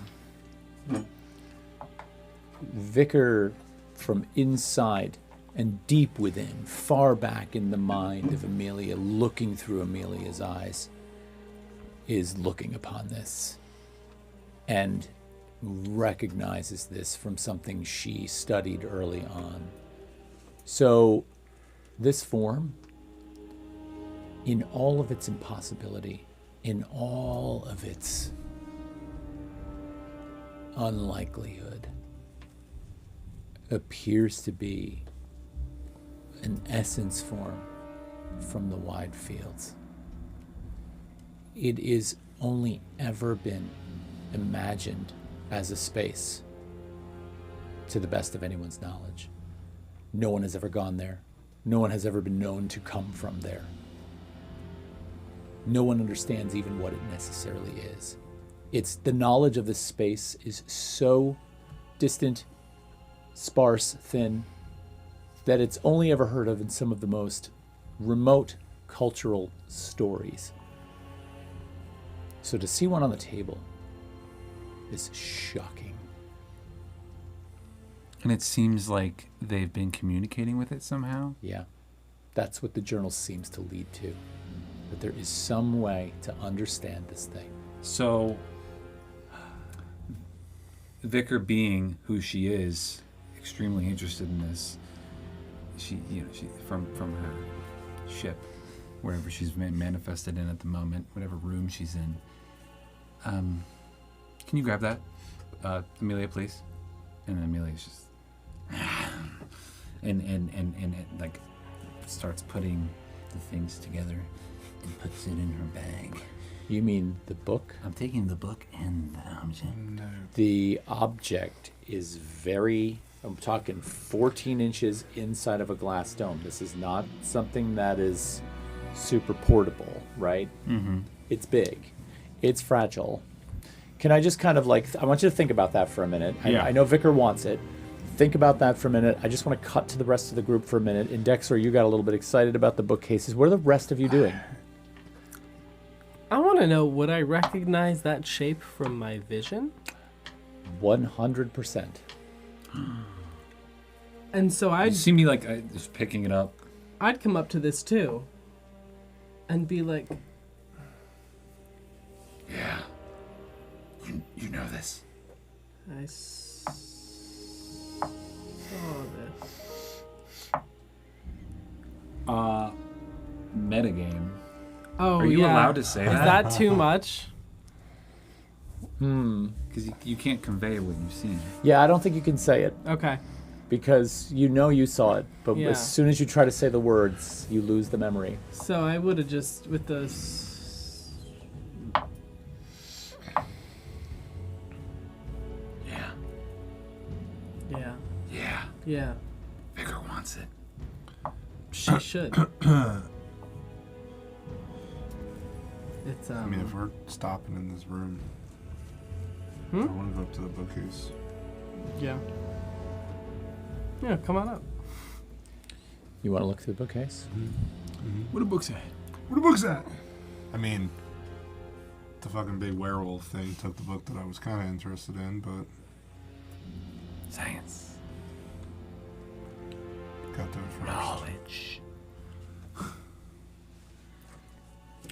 You sort of start looking through these books. There are a number of tomes on the shelf that you begin to pull down, and you immediately realize that they're written in some kind of demonic script. Nothing you recognize, although you're definitely interested in some of the language forms, the letter forms that are in these things, but they're not immediately evident to you. You do spot one ancient book, leather bound, a little bit of a little mold around the edge, which immediately sticks out to you. You pull it. You've often learned that sometimes really old texts are things that you have not had access to in the past. And so No, this- that would something that would I would draw to something like that because it's, you know, something that old and ancient needs to be cataloged. It needs to be researched. It needs to be discovered. It's almost unmarked on the surface, other than the fact that when you pull the book out, there is a single name on the front of the book. It's Nidanimus.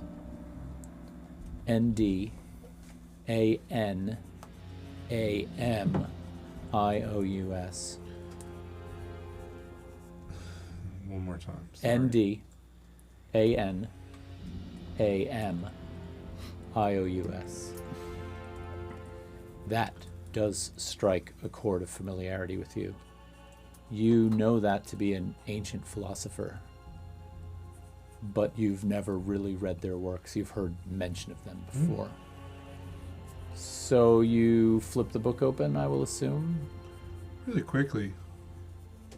The writing seems to be in a tongue. It's more common on Vesper. You understand it, so you begin to sort of scan it really quickly, and he is actually referencing the wide fields. And it comes back to you. You remember now that Nidanimus was one of the earlier entities who believed he had traveled to and from the wide fields before. Described them, wrote about them, philosophized about them, and sort of came up with some theories for what they were. He was seen by a lot of people as being a complete lunatic. Others respected his writing, but he does talk a little bit about, you know, the essences of the souls that are in this space. That it is believed that what makes a being sentient, and this is particularly interesting to you, what makes a being sentient is its position in the wide fields, embodied in its own essence, its own soul cast, this object that holds all of the consciousness of a sentient being is physically on another plane. And it has a tie, an interplanar tie to that which it represents.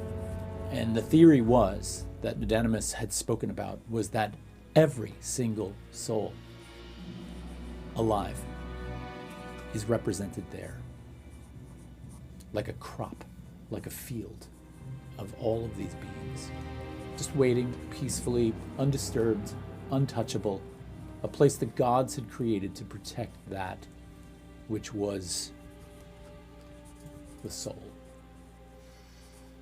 I'm gonna store that away for further reading.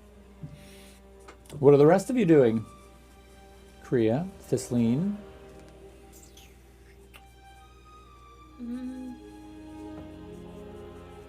I'm pretty locked in on our plan. What's that? So I feel like I'm pretty locked in on our plan. Yeah, I'm Thizleen had kind of tucked into this room since everybody else was in there, so that we're not just standing out in the middle of the hallway.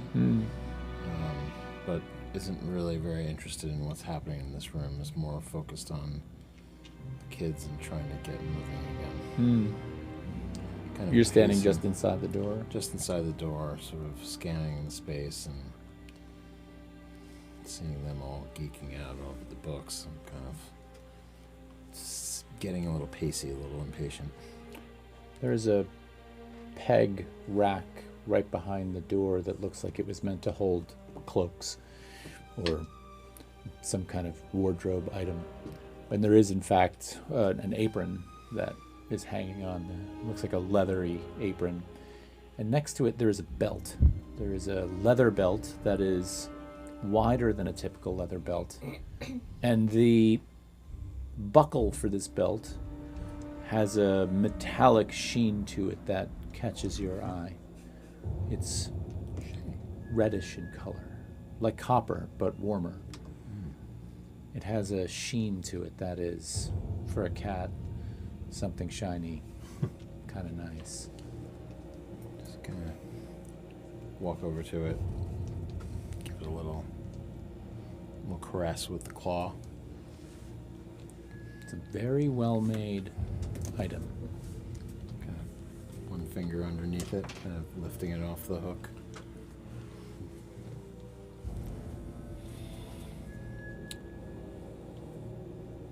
Do I feel anything different about it, or just this is a nice belt?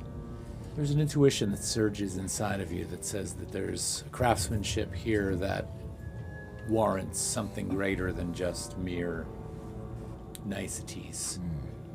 There are 3 stamps in the belt worked into the leather. 3 intertwined swirls in a circular form, almost like the yin and yang, but with 3 elements in each. 1, 2, 3.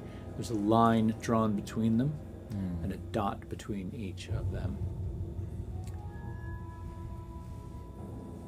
Thizleen kind of runs the bean of their paw across the 3 circles and is reminded of moons.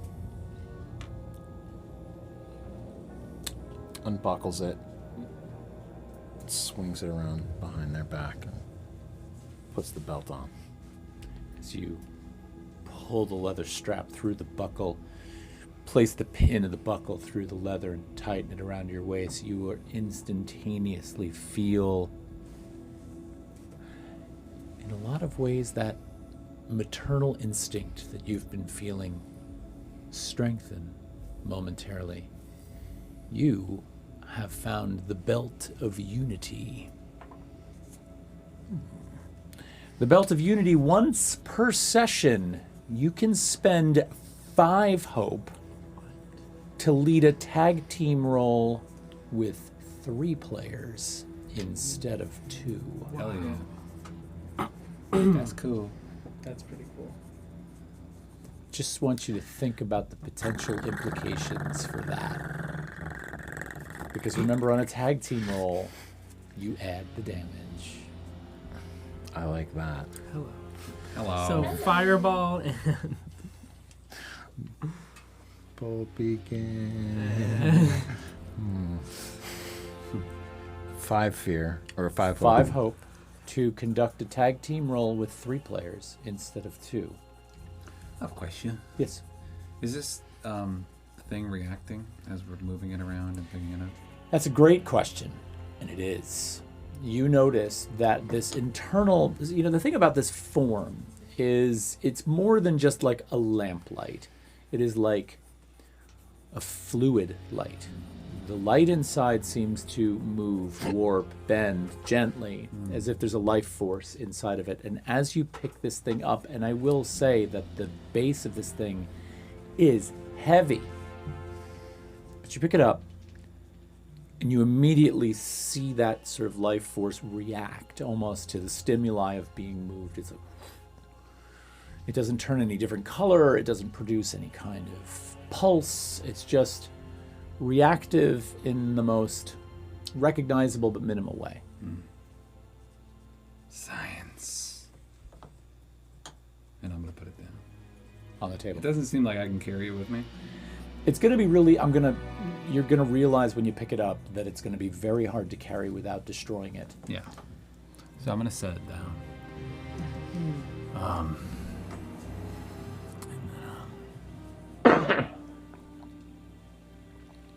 guess we're going our way.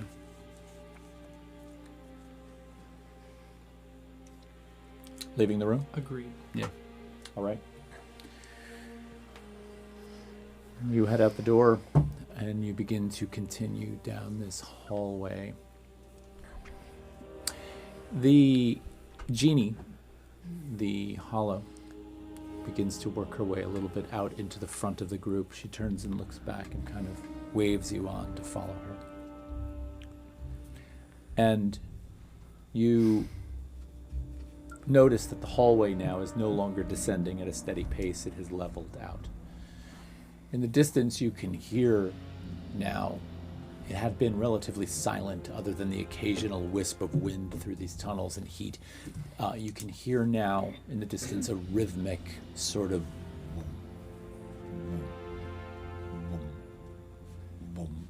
coming from still at least 100 yards away. The hallway is relatively dark. There are occasional torches in this hallway. You continue on. Genie stops and kind of takes a step back and turns and look. What's the marching order? I'll be up front. Fizzling's up front. She kind of stops and turns and looks at you. She's like, there's a bend. The Heartforge is just around that bend.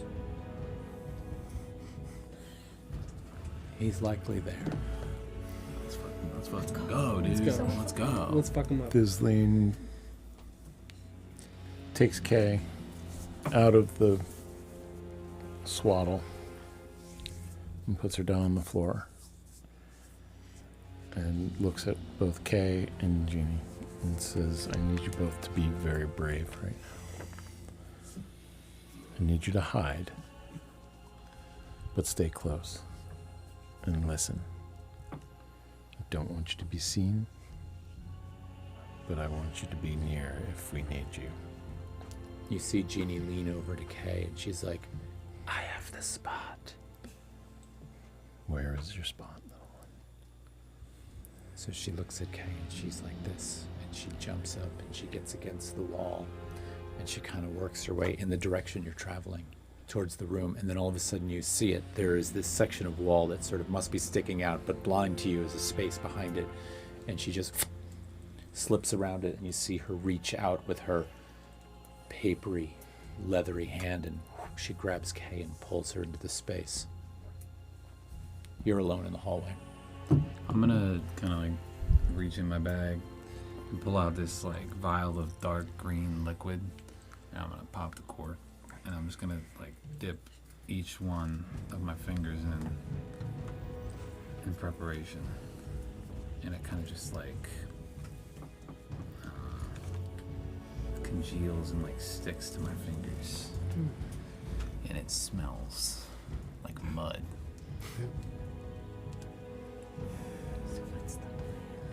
I don't know what our plan is.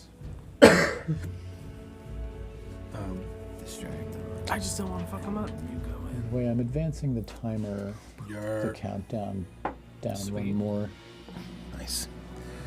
Oh wow, warrior! Thank you. With that, Ceridwen's gonna shout Appreciate you. Leroy Nope. Jenkins. No. Wait, at what point? You're gonna what? Kill you. Ceridwen's gonna shout Leroy Jenkins. I'm gonna cast Fireball on Ceridwen. We go, dude. Well, Let's do it. Let's go. Can I ask a slight above table question? Yeah. We've battled